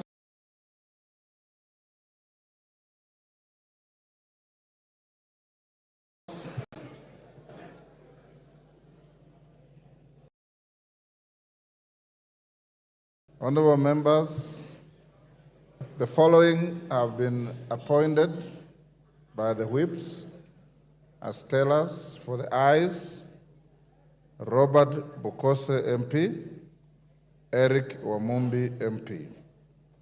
For the noes, Julius Mawathe MP, Jared Okello MP. The vote available to each member is ayes, which is yes, nays, which is no, and the third vote is abstention. Those of you who wish to abstain, you record your name at the clerk's desk when you are called, or when you shout that you abstain. I'll now, pardon?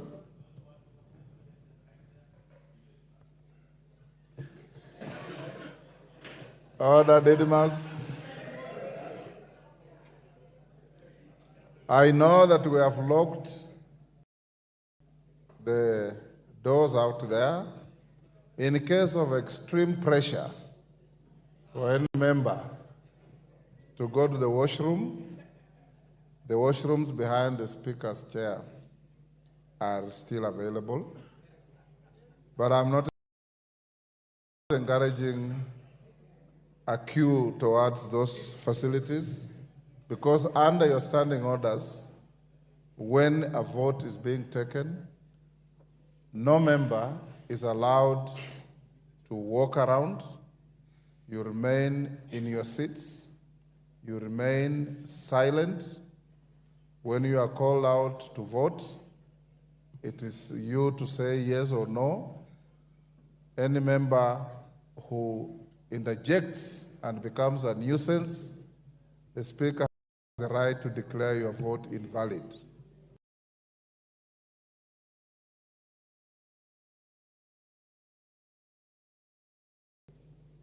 Don't go that route. I now put the question once again, as is required by the standing orders, which is that the Finance Bill, National Assembly Bill number 30 of 2024, be now read a second time. Clerk, you can start with the roll call. And members, when you are called, if you maintain silence, you have your microphones, and some of you have got very loud voices because your vote is not necessarily going to the Hansa. You can shout from where you are, and there will be nobody required to assist anybody in shouting.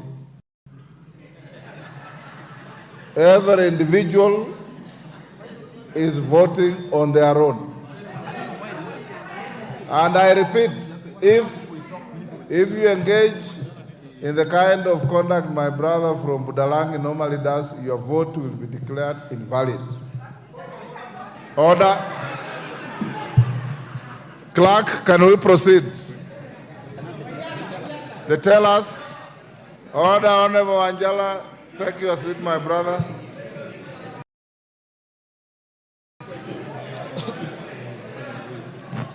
I now Chepkonga Kiprono Samuel,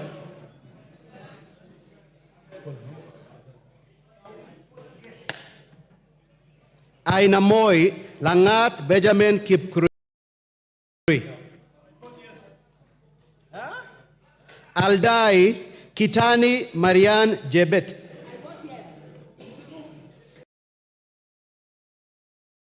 Songa Atandi Samuel Onunga,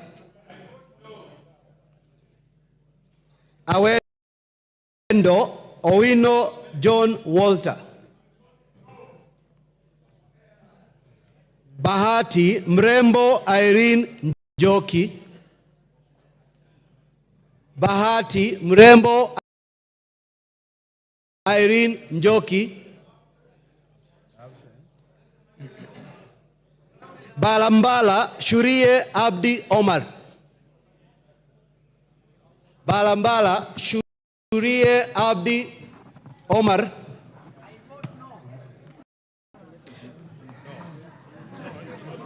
Baringo County. Order. Order. Babu Wino. Order. Honorable Babu Wino, you are grossly disorderly. You are not Shurie of Mbalambala. And you cannot do what you are doing. You are a decent young man. I don't know why you keep doing these things. Order. Honorable Tellers and the clerk, be on the lookout. A member who is called is the only one entitled to vote. And I want to encourage you, Opio and I, to counsel your members. Ichungwa, counsel your members. Let's not engage in disgraceful behavior.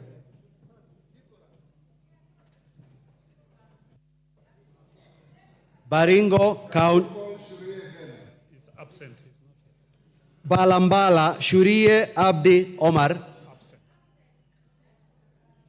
Baringo County, Sergon Florence Jematia, Baringo Central, Kandie Joshua Kipiegon, I vote yes. Baringo North, Kipkoros Joseph Maglap, Baringo South, Kamuren Charles, Belgut, Koech Nelson,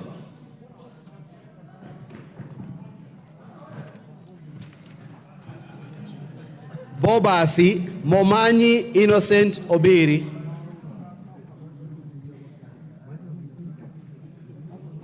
Bamachoge Borabu, Barongo Nolfason Obadia, Bamachoge Chache, Alpha Miruka Undieki,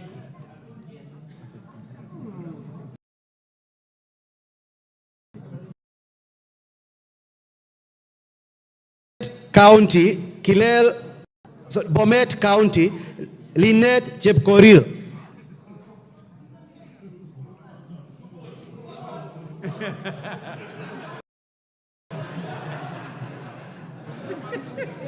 Bomet East, Yegon Richard Kipkemoy,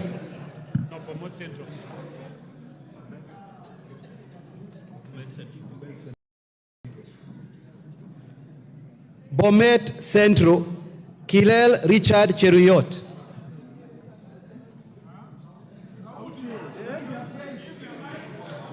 Bonchari, sorry, let me repeat, allow me. Kipkemoy, Bonchari, Mamwacha Onchoke Charles, Bondo Ogola Gideon,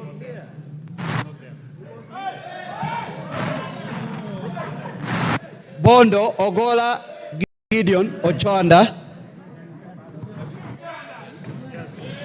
Borabu. Order.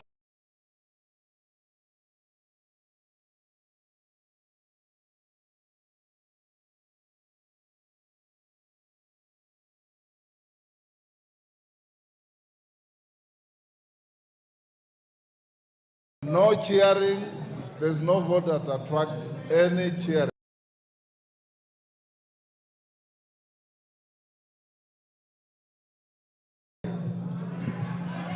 Remain silent.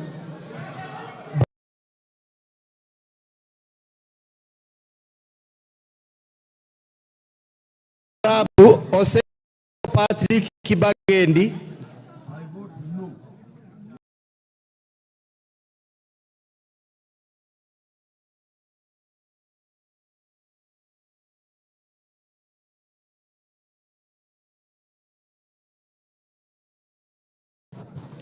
Budalangi Wanjala Rafael Sauti Bita. Bumula Wamboka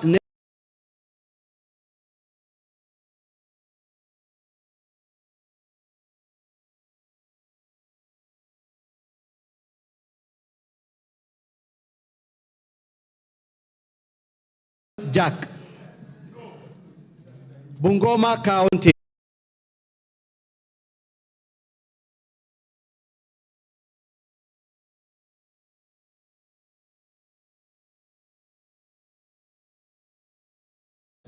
No points of order, no moving around.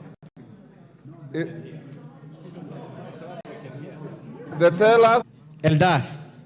Kinan Adan Welie. Elgeo Marakwet. Jepto Ngerechei Caroline. Embakasi Central. Gadiro Majadong Benjamin. Embakasi Central. Gadiro Majadong Benjamin. Embakasi East, Babu Owino Ongili. Babu Owino Ongili.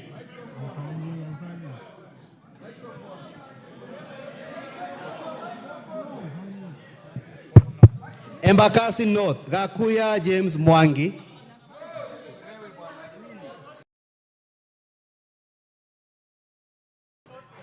Embakasi North, Gakuya Mwangi.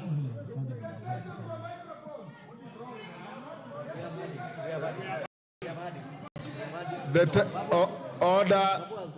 tellers say they have had you vote no. So why do you want the microphone again? Take your seat.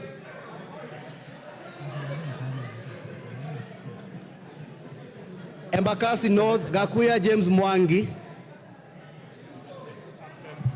Embakasi South, Mawathe Julius Musili. On behalf of Embakasi South people, I vote no.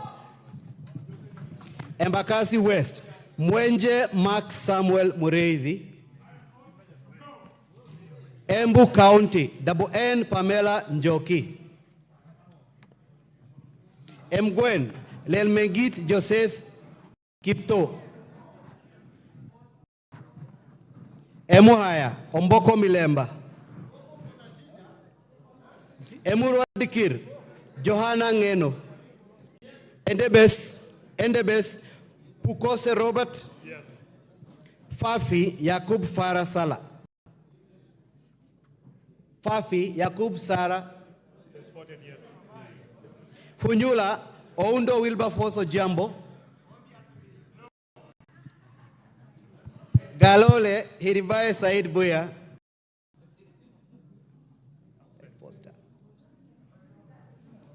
Ganze Tengule Charo Kenneth Kazungu.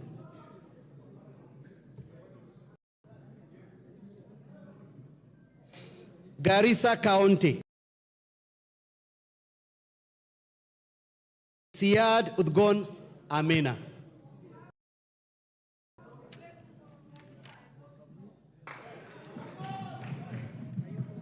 Garissa Township. Baro Deko Mohammed. Garsen Guyo Ali Wario. Gatanga Moreu Wakili Edward. Gatundu North Kururia Njoroge. Gatundu North Kururia Njoroge. Gatondo South, Kagombe Gabriel. Game, Elisha Odhiambo. Gichugu, Githinji Robert Gichimu.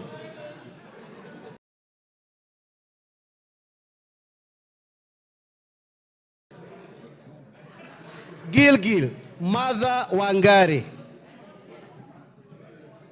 Githunguri wa Muchomba Gathoni. Hamisi Gimose Charles Gumini. Yes. Where is he? Hamisi Gimose Charles Gumini. Homa Bay County, Bensuda Osogo Atieno.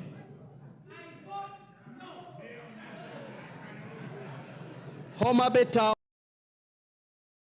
Kaluma George Peter Opondo. Igembe Central, Karithi Kiili Daniel. Igembe North, Julius Taitumu. Igembe South, John Paul Mwirigi. Ijara, Abdi Ali Abdi. Ikolomani, Shinali Bernard Masaka. Ikolomani, Shinali Bernard Masaka. Isiolo County, Mumina Golo. Isiolo County, Mumina Golo Bonaya. Isiolo North, Lomwa Joseph Samal. Isiolo South, Tubi Bidu Mohammed.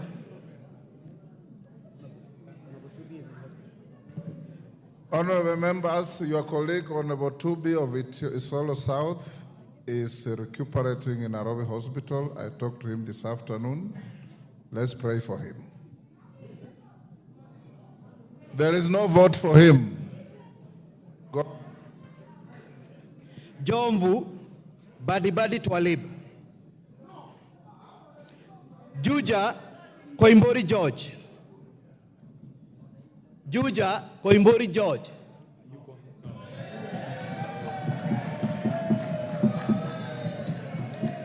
Kabete Wamashukuru James. Kabete Wamashukuru James.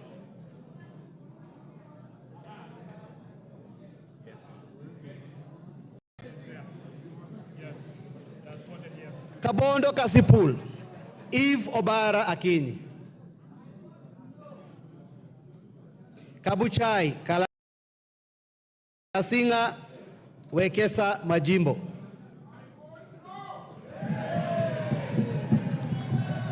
Kacheliba Titus Lote.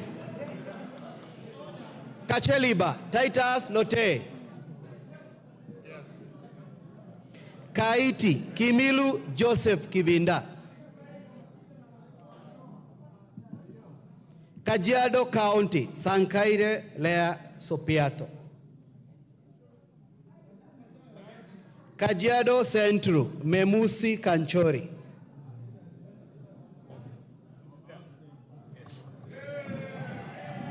Kajiado East Kakuta Maimai. Kajiado North Onesmus Ngogoyo. Kajiado South Sakimba Parashina Samuel. Kajiado West Sunkuya George.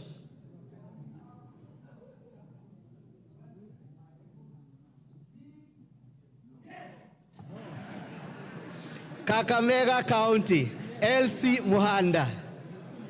Kakamega County Elsie Muhanda. Kaloleni Katana Paul Kahindi. Kamukonji Hassan Abdi Yusuf, Kandara Chege Njuguna, Kandui Makali John, Kangema Peter Irungu Kihongi, Kangundo Fabian Chule Muli, Kapenguria Moroto Samuel Chumel, Kapsaret Oscar Sudi,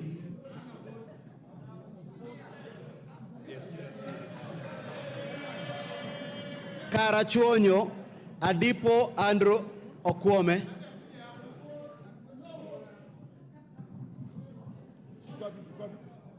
Kasarani Karauri Ronald Kamwiko, Kasipul Were Charles Ongondo,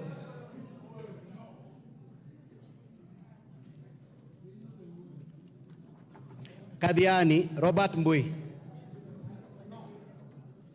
Keio North Adams Kipsanai,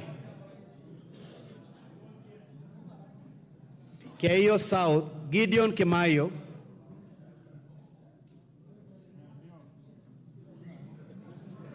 Kericho County Beatrice Kemei, Keses Julius Ruto, Huisero Aseka Christopher, Kiamba Kawanjiko John, Kiambu Waithaka John, Kiambu County Wamuratha Ann Wanjiku, Kibra Peter Orero, Kibwezi East Jessica Mbalu, Kibwezi West Mutuse Mwengi, Kieni Wainaina Njoroge, Kigumo Joseph Munyoro, Kiharu Ndindi Nyoro, Kikuyu Anthony Kimani Ichungwa, Kilgoris Julius Sunkuli, Kilifi County Gertrude Mbeyu,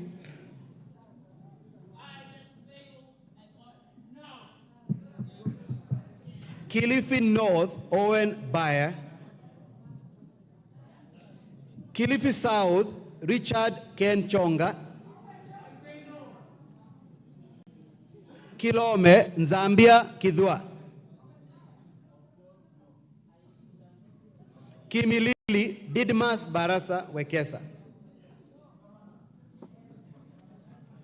Kiminini Kakai Bisau, Kinango Gonzi Rai, Kinangop Kwenya Dhuku, Kinangop Kwenya Dhuku, Kipipiri Wanjiku Muhea, Kipkelion East Cherorot Joseph, Kipkelion West Hillary Kiplangat Kosgei, Kirinyaga County Jane Maina, Kirinyaga County Jane Maina Njeri, Kirinyaga Central Joseph Gitari, Kisauni Benzimba Rashid Juma, Kisii County Donya Doris Aburi, Kisii County Donya Doris Aburi, Kisumu County Ruth Othiambo Busia Odinga, Kisumu Central Oron Joshua Odongo, Kisumu East, Shakil Shabir. Shakil Shabir. Kisumu West, Rosa Buyu.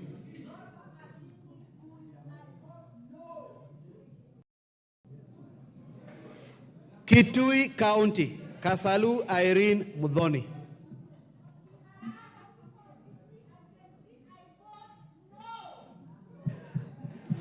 Kitui Central, Makali Benson Mulu.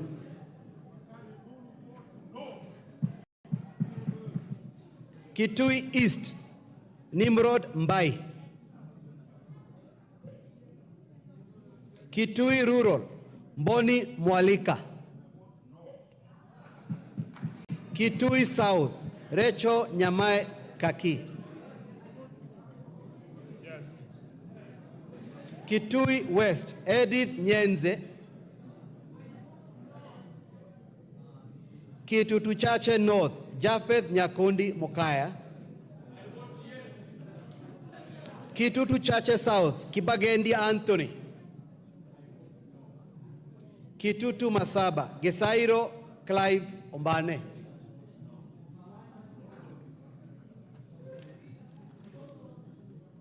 Konoin, Yegon Richard. Kuresoi North, Mutai Alfred. Kuresoi North, Mutai Alfred. Kuresoi South, Tonui Joseph. Kuria East, Kitayama Maisori Marwa.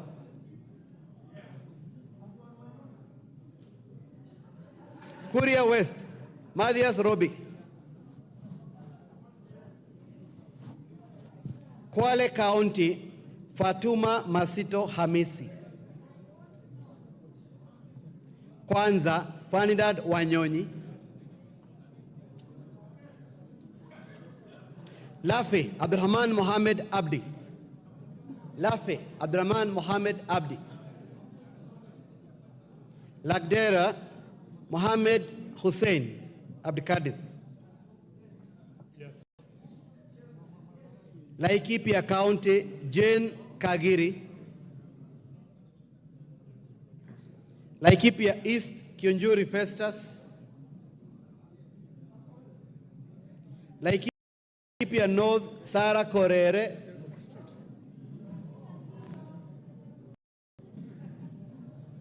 Laikipia West, Stephen Wachira Karani. Leisamis, Joseph Lekuton. Lamu County, Mudhoni Marubu. Lamu East, Rueda Obo. Lamu West, Stanley Mudhama. Langata, Felix Adiwol Kothe. Lari, Kahangara Joseph. Likoni, Mishi Mboko. Likuyani, Innocent Mugabe. Limuru, John Chege Kiragu. Loima, Protas Akuja.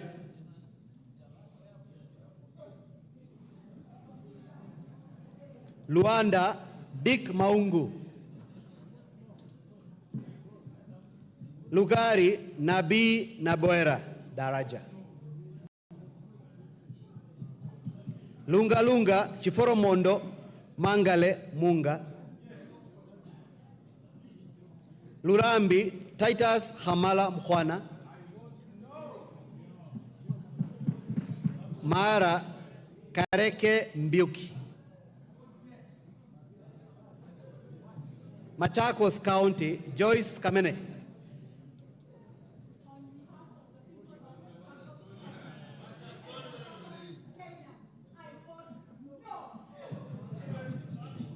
Machakos Town, Caleb Mule.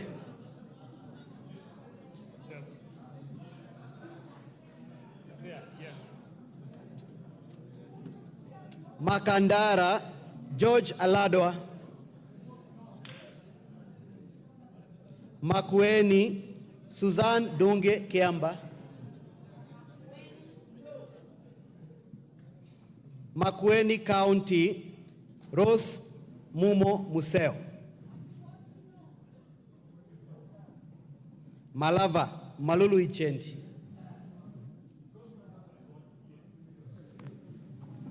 Malindi Amina Munyanzi, Mandera North Sheikh Bashir Abdurai, Mandera County Umuhel Kasim, Mandera East Abdurrahman Hussein Waitan Mohammed, Mandera South Abdul Ibrahim Haro, Mandera West Yusuf Adan Haji, Mandera West Yusuf Adan Haji, Manyata Mukunji John, Manyata Mukunji John, Let him take again. No, let him take again. Not even again. Maragua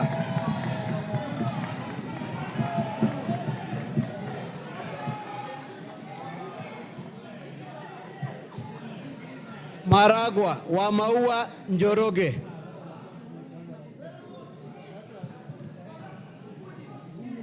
Marakwet East David Bowen, Marakwet West Kipchumba Toroitich, Marsabit County Naomi Wako,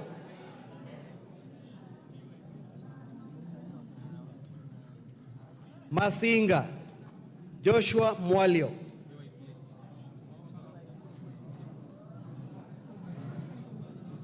Masinga Joshua Mwalio, Matayos Joyfrey Odanga, Madare Antonio Roch,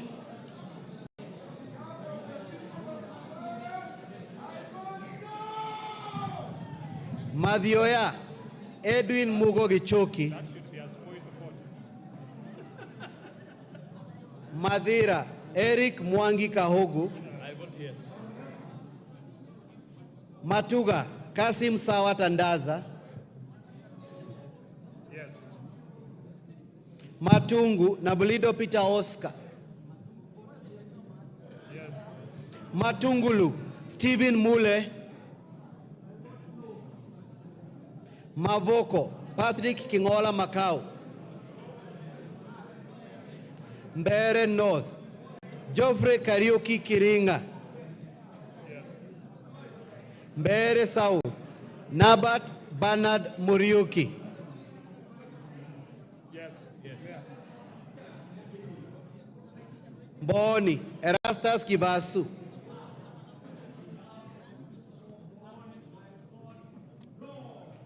Meru County Elizabeth Kailemia Karambu, Migori County Fatuma Mohammed Zainab, Order. Order, members. Baba, we not go back to your seat. Go back to your seat. Honorable members, exercise of decorum. Junaid Mohammed, who is the chief whip of the minority, has not notified the speaker of the change of any teller.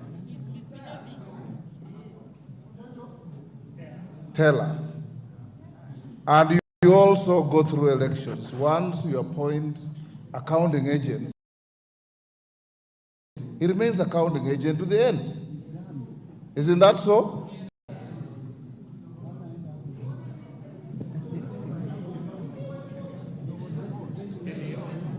Mogotio Kiborek Ruben, Moiben Barto Phyllis, Molo Kuria Francis Kimani.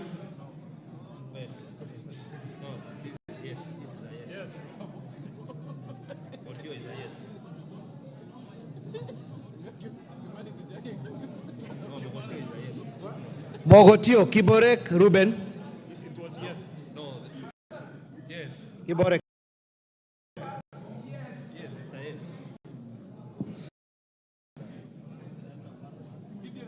Mombasa County, Zamzam Mohammed.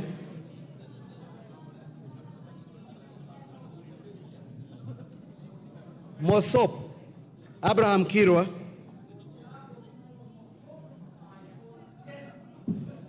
Moyale, Jaldesa Guyo. Msambweni, Salim Faisal. Mount Elgon Fred Kapondi. Muhoroni, Koyo James. Mukurweini, Kaguchia John. Mumias East, Salasia Peter. That is a spoiled vote. Spoiled.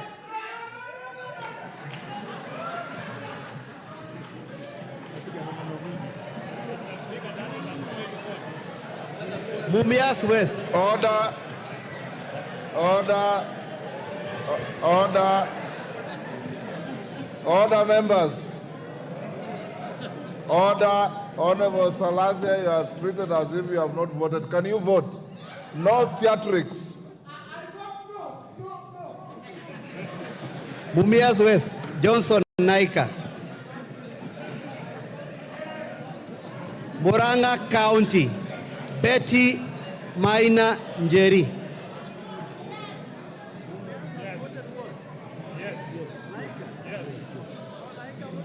Mvita Machele Mohammed. Mwala Musioka Vincent Musau. Mwatate Shake. Mwea Miri Maingi.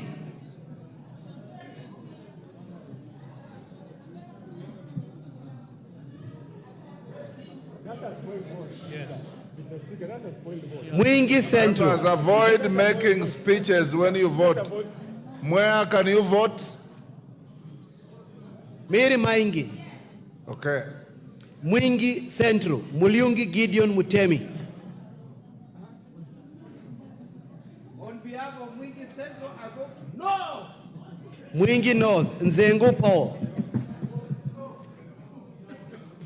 Mwingi West, Charles Nguna. Nairobi County, Pasari Zesta. Now that is another spoiled vote. Order.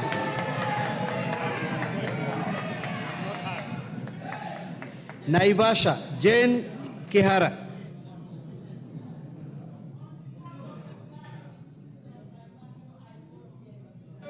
Nakuru, Chelule Liza.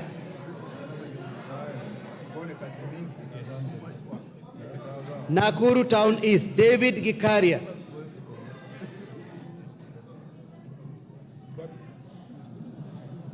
Nakuru Town West, Samuel Arama. Nambale, Godfrey Mulanya.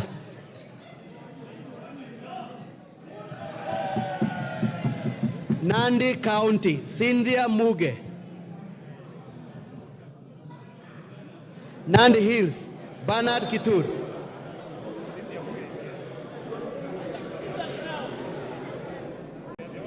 Nandi County, Cynthia Muge. Nandi Hills, Kitur Bernard. Narok County, Rebecca Tonkei. Narok East, Aramat Lemanken. Narok North, Agnes Pareyo. Narok North, Agnes Pareyo. Narok South, Kitilai Olentutu.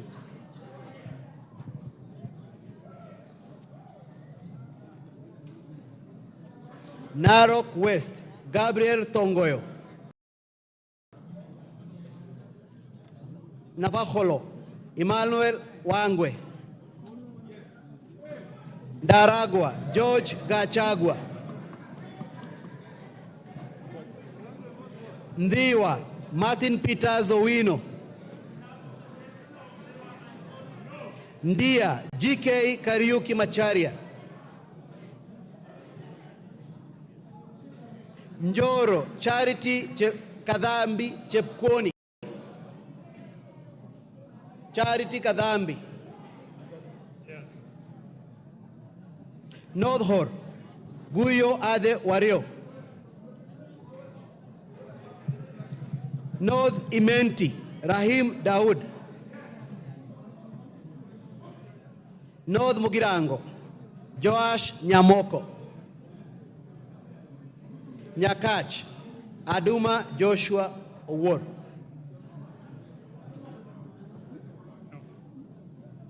Nyali, Muhammad Ali. Nyali, Muhammad Ali. Nyamira, Jerusha Momanyi. Yes. Nyandarua County, Faith Gitau. Nyando, Jared Okello. Nyando vote no. Nyaribari Chache, Zahil Janda. Nyaribari Masaba, Daniel Manduku. Nyatike, Tom Boya Ondege. Nyeri County, Rahab Mukami.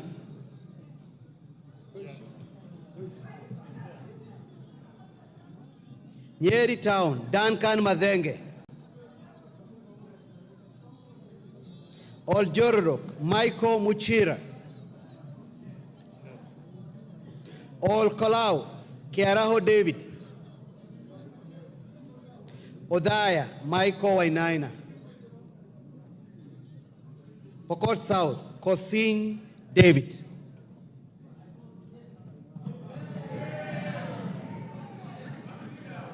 Rabbi Anthony Kenga Mupe.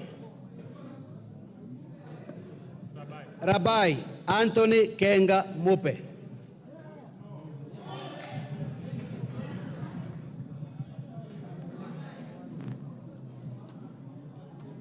Rangwe Gogo Lilian.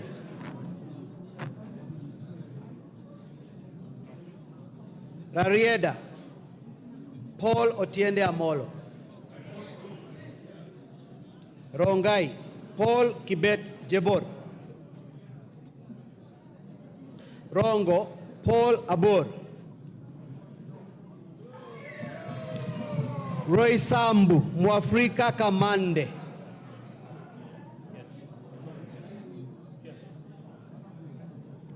Ruaraka Tom Joseph Kajwang. Ruiru Simon Kingara. Runyenjes Karemba Eric Muchangi.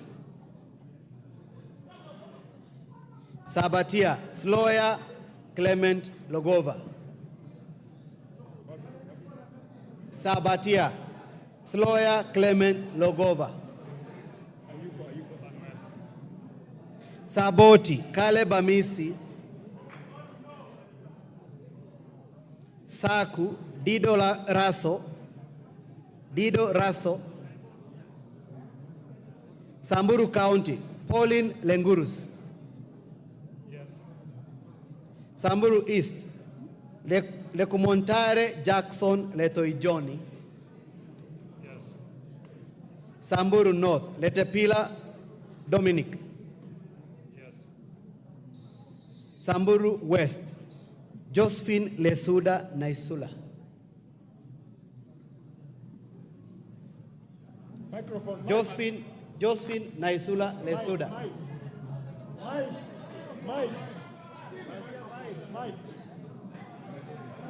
Give her the mic. Yes? I vote no. Seme, James Nyikal. Seme, James Nyikal. Sinyalu, Frederick. Chinyalu, Frederick Ikana.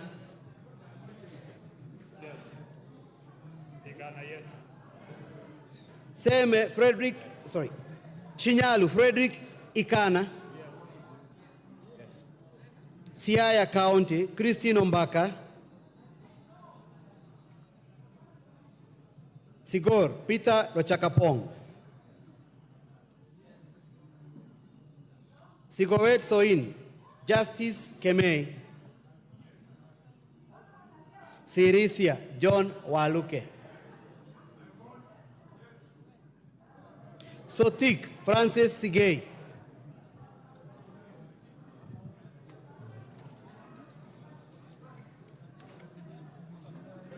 Saudi Menti, Shadrach Mwiti.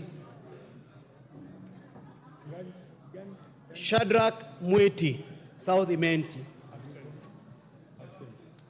South Mugirango, Silvanas Osoro. Soy, David Kiplangat. Starehe, Amos Mwago. Suba North, Millie Grace Odhiambo. Suba South, Karori Omondi. Subukia, Samuel Gachobe.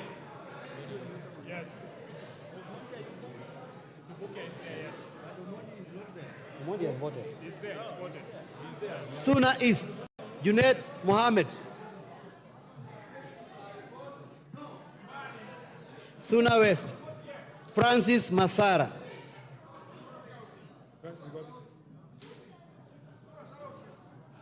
Taita Taveta County, Lydia Haika Mziki. Tana River County, Amina Dika. Tarbaj, Bare Hussein Abdi. Yes. Huh? Tarbaj, Bare Hussein Abdi. Yes. Please go. Taveta, John Okano Bwire. Teso North, Oku Kaunya.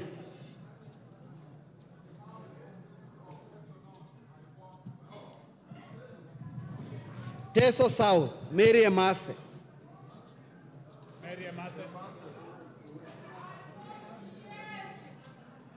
Teso South, sorry, Tetu, Joyfrey Wandeto. Joyfrey Wandeto. Daraka, George Murugara. Tharaka-Nithi County, Susan Ngugi. Tharaka-Nithi County, Susan Ngugi. Thika Town, Alice Nganga. Tiati, William Kamket. Tiati, William Kamket. Tigania East, Mpuru Aburi. Tigania West, John Mutunga. Tinderet, Julius Meli. Tongaren, John Chikati. Trans Nzoia County, Lillian Sioe. Order. Order. The Chief Whip on the minority side informs me that he is appointed member for Pumula to relieve Honorable Mawathe as a teller.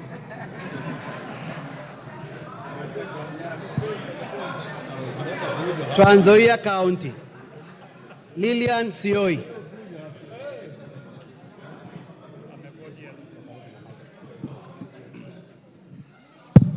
Tarbo, Janet Sitienei. Turkana County, Cecilia Ngetit. Turkana County, Cecilia Ngetit. Turkana Central, Joseph Namor Emade. Turkana East, Nicholas Gikolok Ngikor. Turkana East, Nicholas Ngikolong Ngikor. Turkana North, Paul Ekom Nabuin.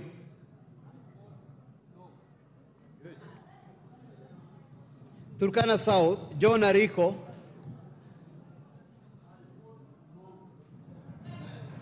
Turkana West, Nanok Daniel.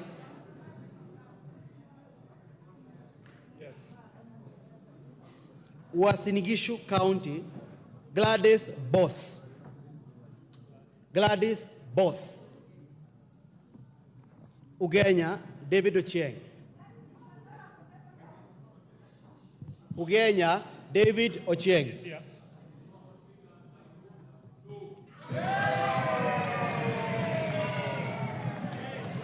Ugunja, James Wandai. James Wandai. Oriri, Mark Nyamita.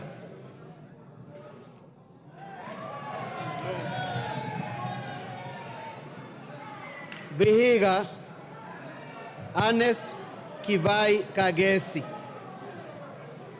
Vihiga, Ernest Kivai Kagesi. Vihiga County, Beatrice Adagala. Beatrice Adagala. Voi, Abdi Chome. Wajir County, Fatuma Jeho. Wajir County, Fatuma Jeho. Wajir East, Daud Adan Mohammed. Wajir East, Daud Adan Mohammed. Wajir North, Abdi Saneh. Wajir South, Ado Mohammed. Wajir South, Abdi Mohammed. Ado. Yes. Yes. Wajir West, Farah Yusuf Mohammed. No. Webuye East, Martin Pepela Wanyonyi.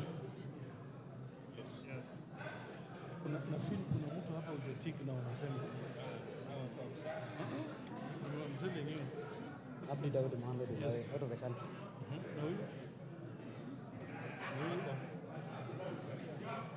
Webuye East, Daniel Wanyama. West. Webuye West, Daniel Wanyama. West Mugirango, Stephen Mogaka.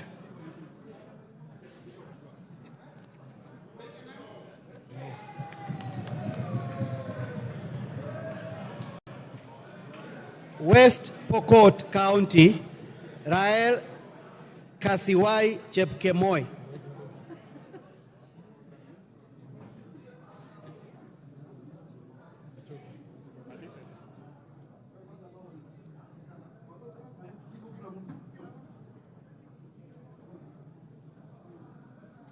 Okay, give it. West Pokot, Kasiwai Rael Chepkemoi. West Pokot, Kasiwai Rael Chepkemoi. She's there. Yes. Yes. Yes. Westlands, Wetangula Timothy Wanyonyi. Wundanyi, Mwakuona Danson Mwashako.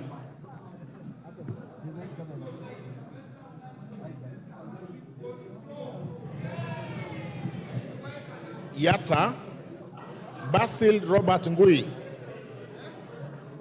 Yatta Basil Robert Ngui.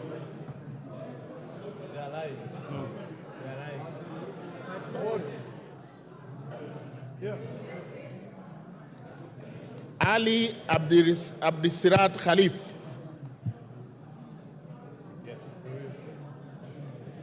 Chege Sabina Wanjiru.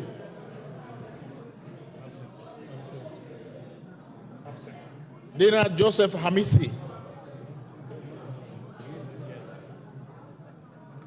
Harun Suleka Hulbale. Ikiara Dorothy Modoni. Iraya Joseph Wainaina. Koske Joseph Kipkemo.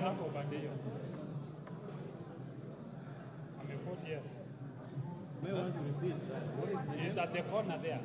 He's at the corner. At the corner there. Okay. No, Koske. Okay. I will repeat. Koske Jackson Kipkemo. He's there. Yeah. Mayaka Irene Nyakerario.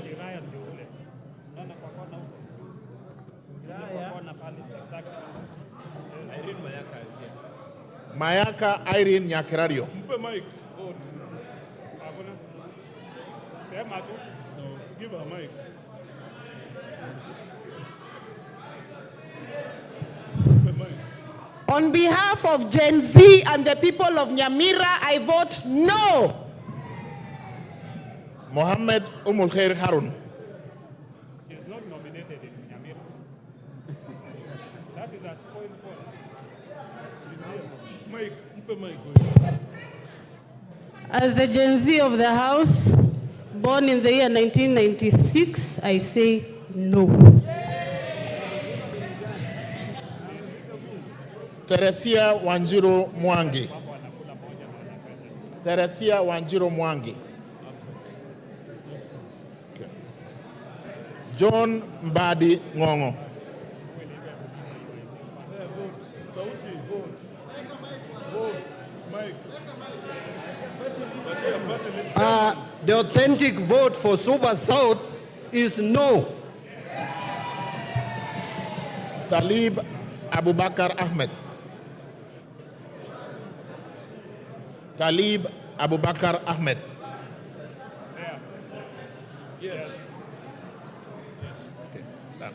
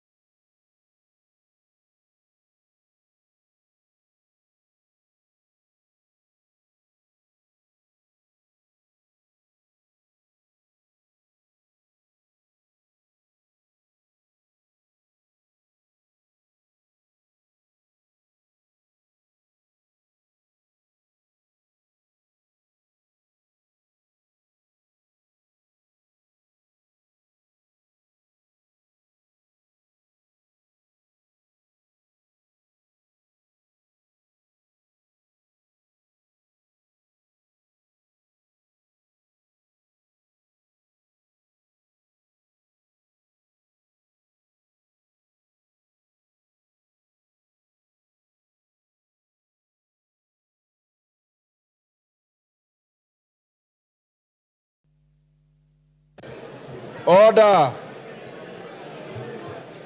Order, honorable members. Order. Order, honorable members. Order. The voting is not over until the results are announced. Take your seats. Order, members, take your seats. Kawanjiku, take your seats.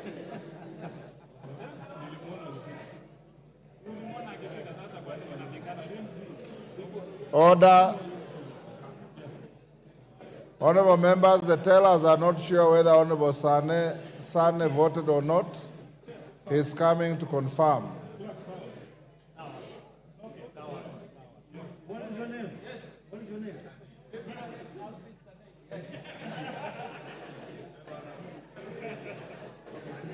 You are satisfied? Yes, sir. Yes, sir. Okay, Sane, take your seat.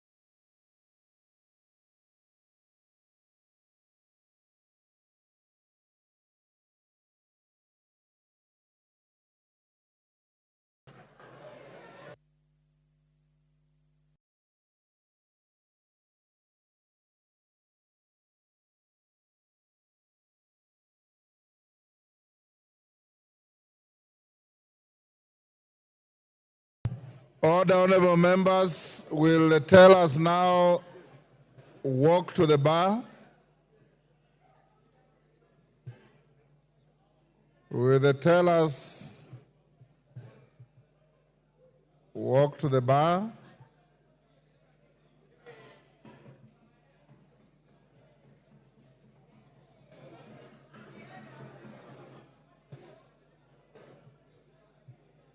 Order.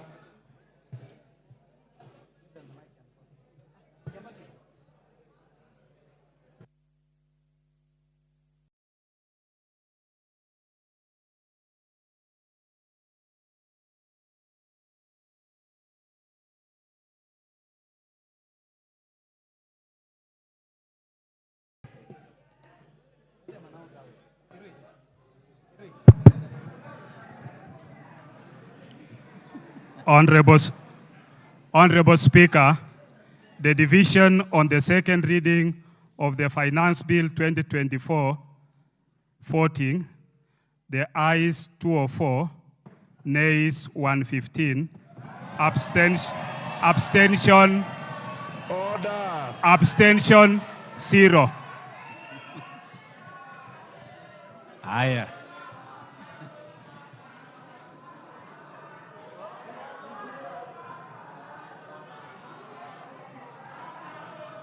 Order.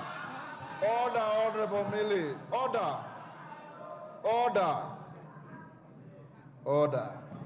The results of the vote are not announced by the teller. Order. Honorable members, the results of the division on second reading of the Finance Bill 2024 is as follows.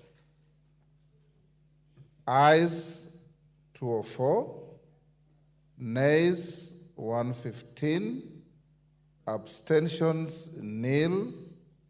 So the ayes have it. Order. I now order for the bill to be read the second time. Order. Order the House.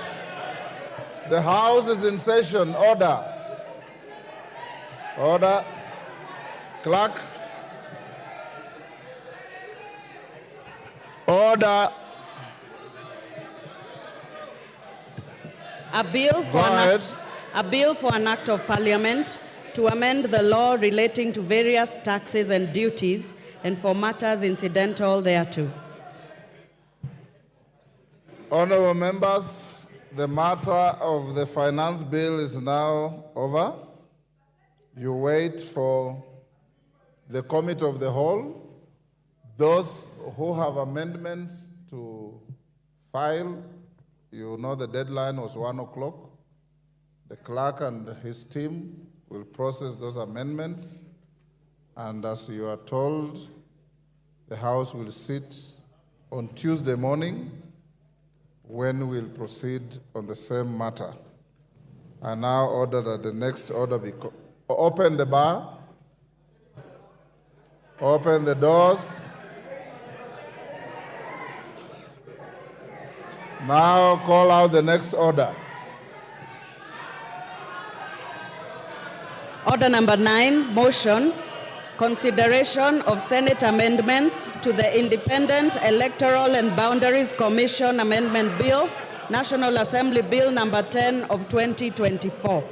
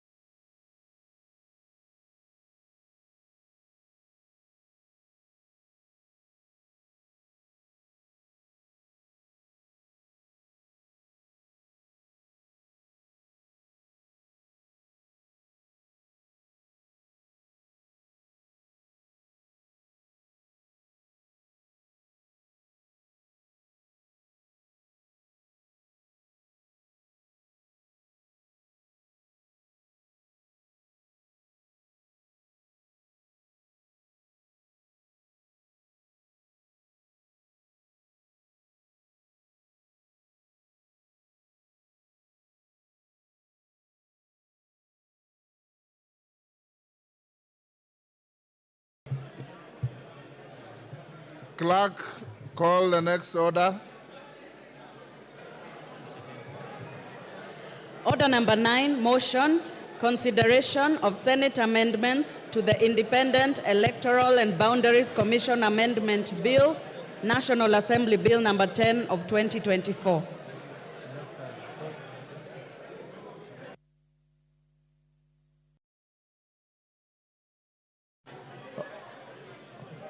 Order, honorable members, order. Order. Members who are leaving the chamber, do so quietly. The next order has been called, order number 9, and I'm calling the Chair, Departmental Committee on Justice and Legal Affairs to move the motion. Those who are recessing out of the chamber, do so quietly. The House is not adjourned, the House is in session. Honorable Murugara, proceed. Thank you. Thank you very much, Mr. Speaker, sir. I beg to move that the Senate amendments to the Independent Electoral and Boundaries Commission Amendment Bill, National Assembly Bill number 10 of 2024, be now considered. Honorable Speaker, this House considered the Independent Electoral and Boundaries Commission Amendment Bill and passed it with amendments, and thereafter it was forwarded to the Senate for consideration.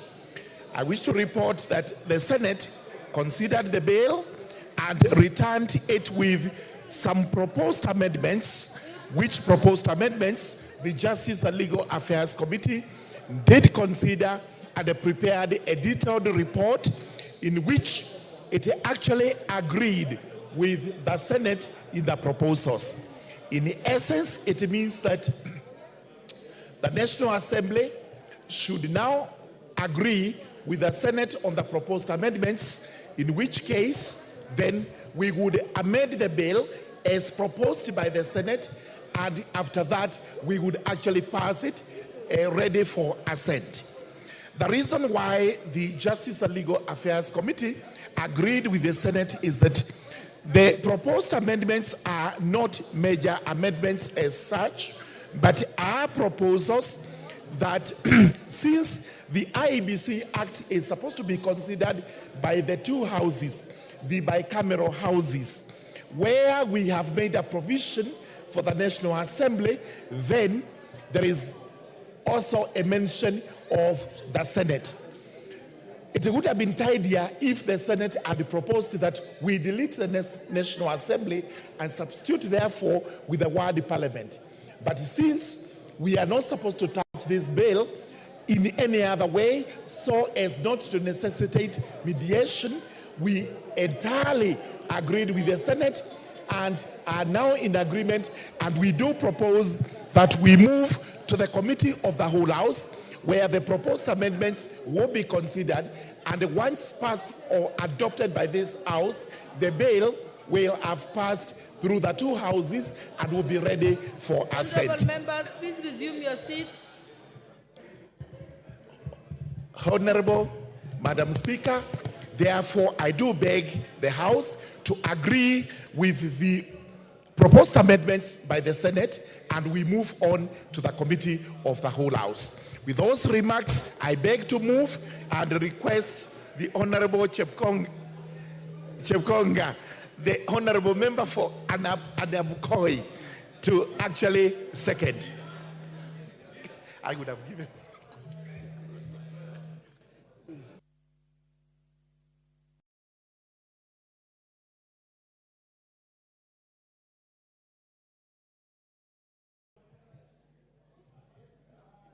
Thank you very much, Honorable Speaker. Honorable Speaker, I rise to second the proposed amendments from the Senate as moved by the Chair of Justice and Legal Affairs, my very good friend, the Honorable Murugara.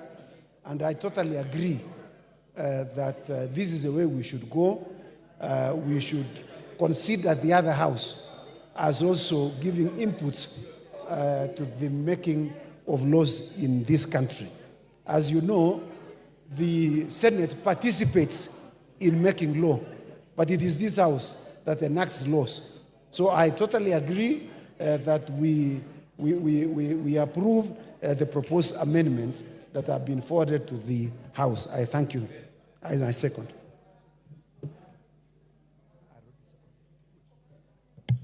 Honorable members, I now propose the question that the Senate amendments to the Independent Electoral and Boundaries Commission Amendment Bill, National Assembly Bill number 10 of 2024, be now considered.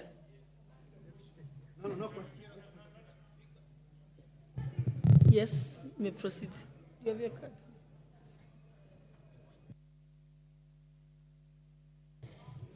Thank you, Madam Speaker, for this opportunity to support the amendment as presented by the Senate. I have had keen interest, especially on this bill. Madam Speaker, this is a culmination of agreement that was reached by the NADCO committee, and indeed, the Senate should be included or should be captured in this bill, because elections across the country and the issues with boundaries cuts across national and county governments, and therefore, Madam Speaker, I feel that this is the right thing to do, and the Senate has ably inserted their say in matters IEBC in terms of appointing and all. And therefore, Madam Speaker, I think it's only in order that we support this bill so that then some of these constituencies that do not have representatives, and even our wards, some that either their representatives have passed on or seats have been declared vacant, Madam Speaker, we'll have an opportunity now to set up so that then they have representatives and people working for them. Madam Speaker, I support this amendment. Thank you.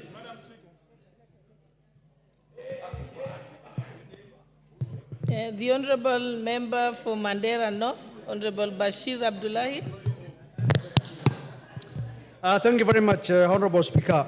Honourable Speaker, this bill is very important, and I want to urge this House to agree with the committee with the Senate amendments. Honourable Speaker, I have a neighbor constituency by the name Banisa constituency. You may proceed. Minority Leader, I'm going to give you a chance after Honourable Bashir. My neighboring constituency called Banisa does not have a representative, and now it is 15 months since the death of our brother, the late Honorable Maalim Kulo Hassan. And all this is because of the fact that IBC is not fully constituted. It's unfortunate that the people of Banisa have been denied representation by the fact that IBC is not fully constituted.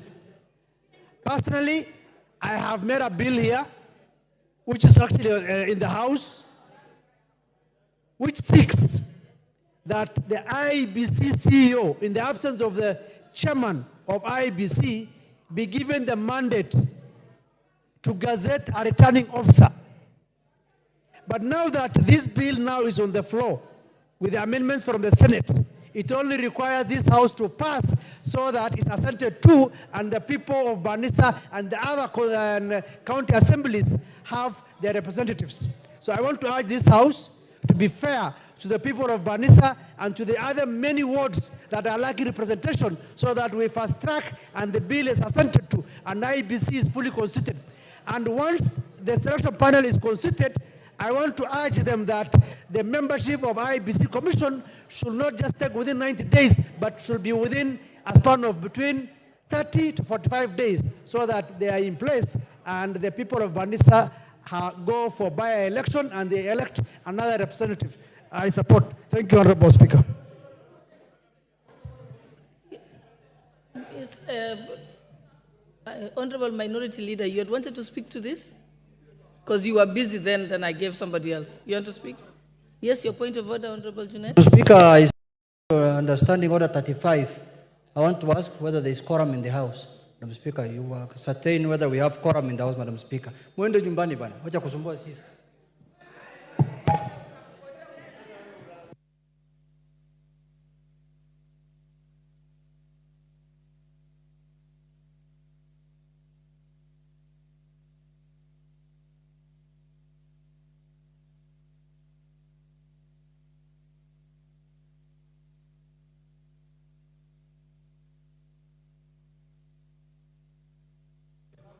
I direct that we ring the quorum bell for 10 minutes.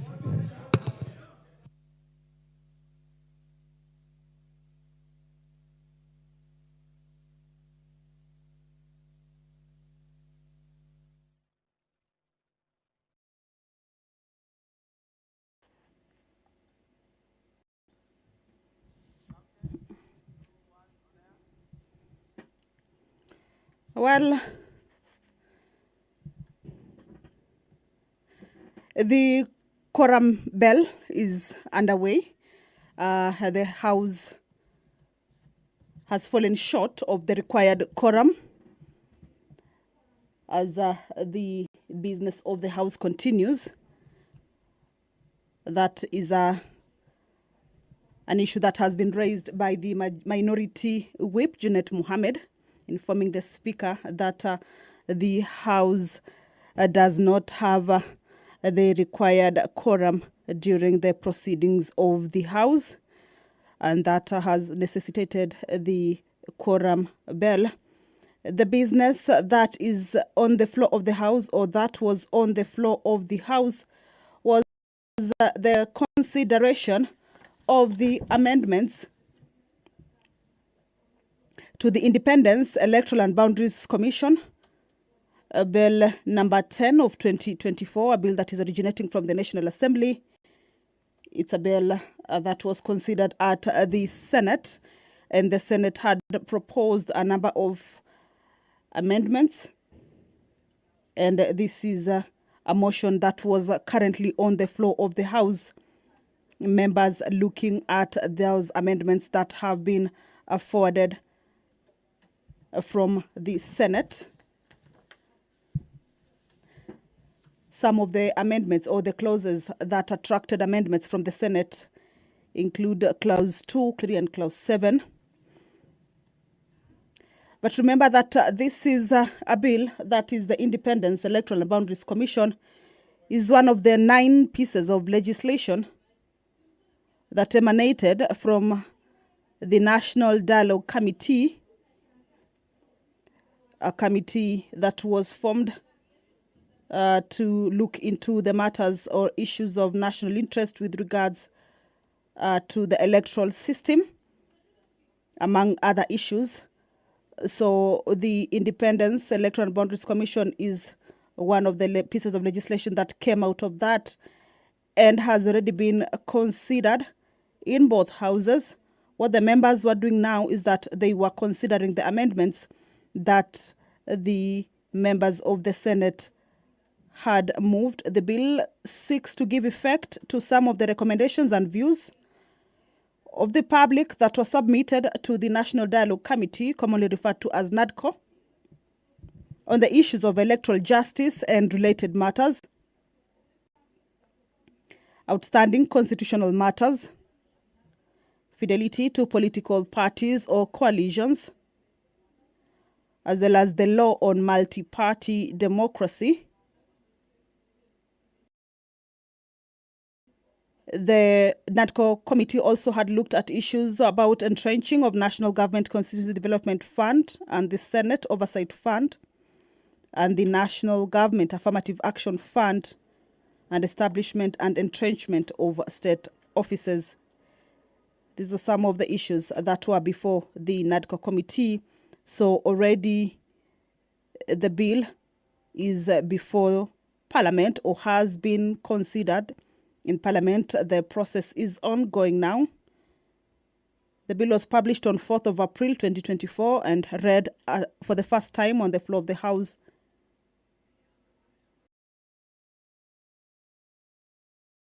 It was considered and passed with amendments by the National Assembly on the 2nd of May 2024. Now, the bill, remember, is one that concerns counties. And with this regard, it was forwarded to the Senate for consideration pursuant to the House Standing Order number 142 of the National Assembly. So the Senate considered the bill and proposed a number of amendments.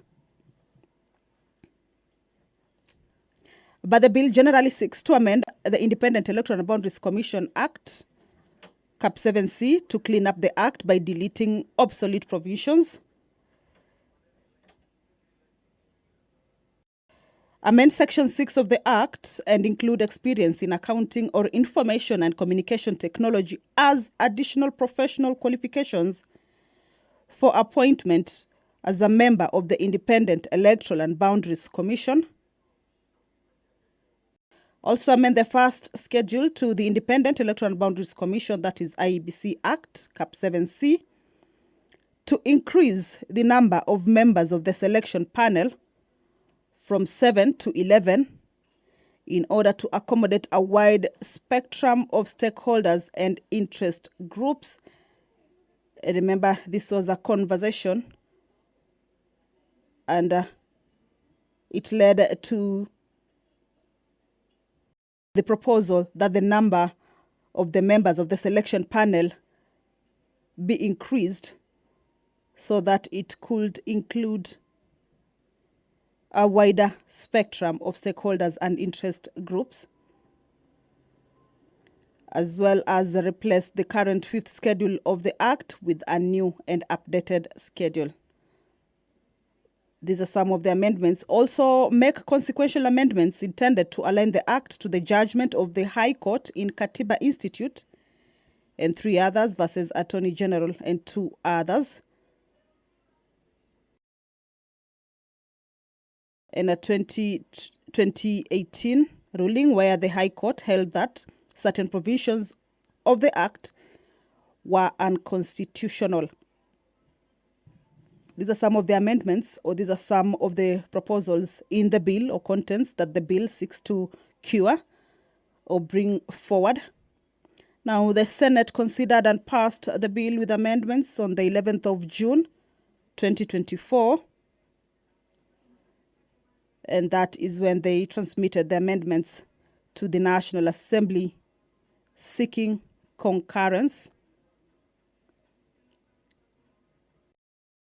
The amendments were further or subsequently referred to the Departmental Committee on Justice and Legal Affairs for consideration. And that is why the motion on the consideration of the Senate amendments to the Independent Electoral and Boundaries Commission has been moved by the Chairperson, Departmental Committee on Justice and Legal Affairs, Honorable George Murugara, that those amendments be now considered. So that was the business that was on the floor of the House before the minority whip informed or stood on a point of order to inform the Speaker that the House does not have the required number of members during the proceedings of the House. As we have seen, 2 members have walked in. Remember, that is a 10-minute quorum bell as directed by the Speaker, Honorable, that is the Deputy Speaker, Honorable Gladys Boss. Those are members getting into the chambers, of course, in their numbers, and in a few, I believe that quorum will be achieved before the Independence, Electoral and Boundaries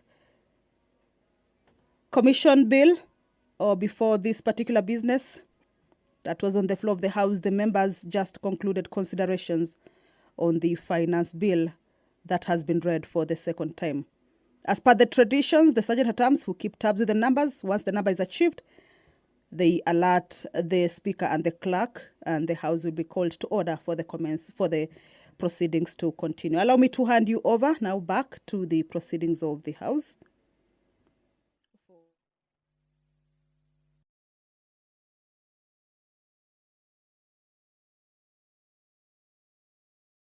Yes, Honorable TJ. You want to contribute?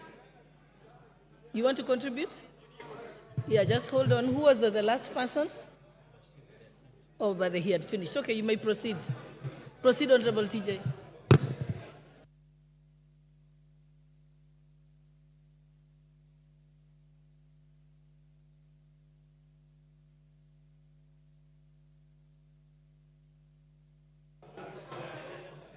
They've given me the mic here. Okay. Madam Speaker, this bill, we should be able to accede to it and pass it. We have been able to look at it from JLAC. It is only 3 issues which were not really in contention, which I think, as a matter of oversight, we may have passed the bill to the Senate without looking at it thoroughly. In terms of defining parliamentary party. We defined parliamentary party in the National Assembly, but somehow we did not define it for the benefit of the Senate. So they came to adjust that, number 1. Number 2, then the report of the Boundaries Commission ought in the parent act. In the parent act before the bicameral system, it used to come to the National Assembly. Again, we did not see that now we have 2 houses, and they have corrected that. And the third thing is that they have added 10 years experience in matters of law, ICT, and so on. Of course, Gen Zs will really suffer.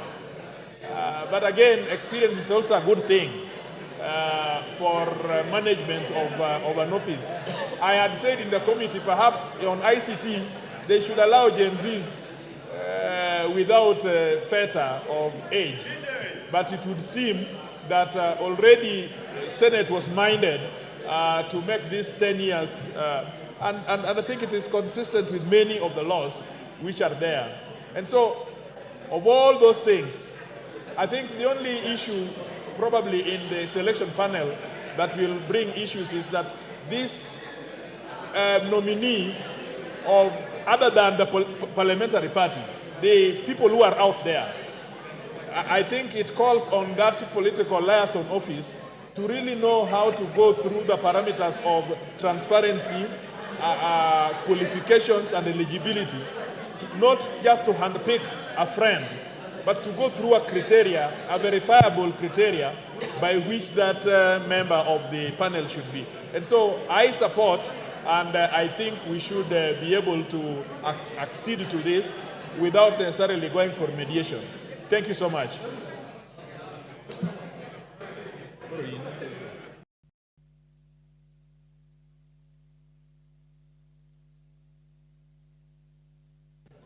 No, you can't do that. You can't do that. Minority leader. There is an order.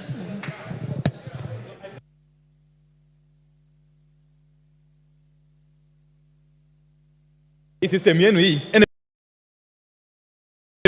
Honorable Speaker, I think this is a bill that has been canvassed for a long time in the two houses. It has gone through rigorous scrutiny, and I think it is the right time now for us to bring it to a closer. And I therefore support. Honorable Speaker. Okay, thank you. Can the mover reply?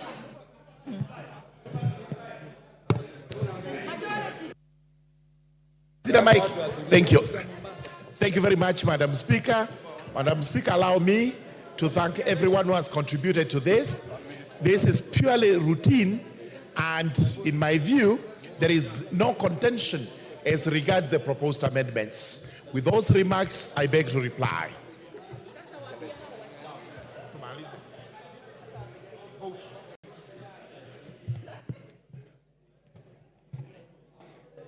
Honorable members, I now put the question that the Senate amendments to the Independent Electoral and Boundaries Commission Amendment Bill, National Assembly Bill number 10 of 2024, be now considered. Will as many as of that opinion say aye? Aye. Will as many as of the contrary opinion say nay?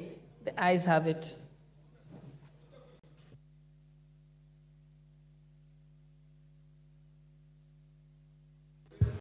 Next order. Order number 11, Committee of the Whole House.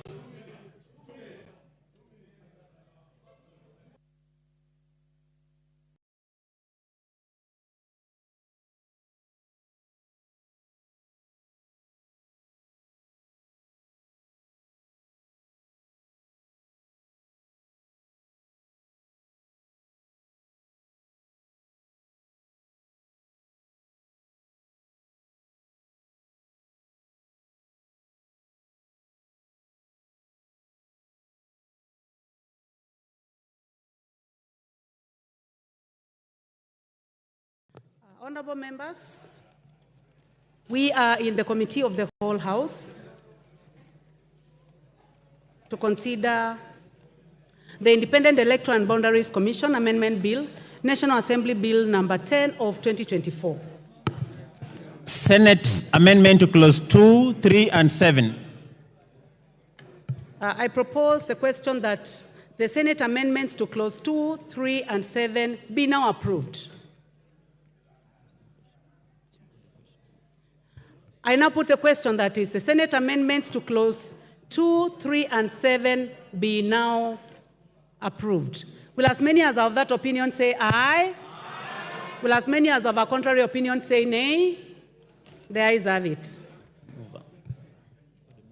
Mover? Chair? Yes.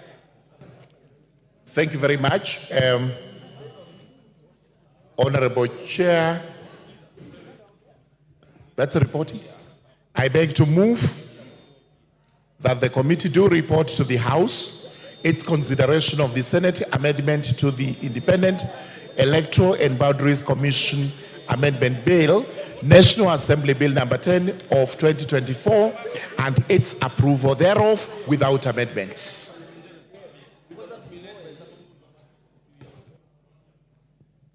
Honorable members, I now put the question, which is that the committee do report to the House its consideration of the Senate amendments to the Independent Electoral and Boundaries Commission Amendment Bill, National Assembly Bill number 10 of 2024, and its approval thereof without amendments.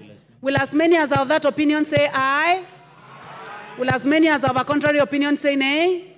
The ayes have it.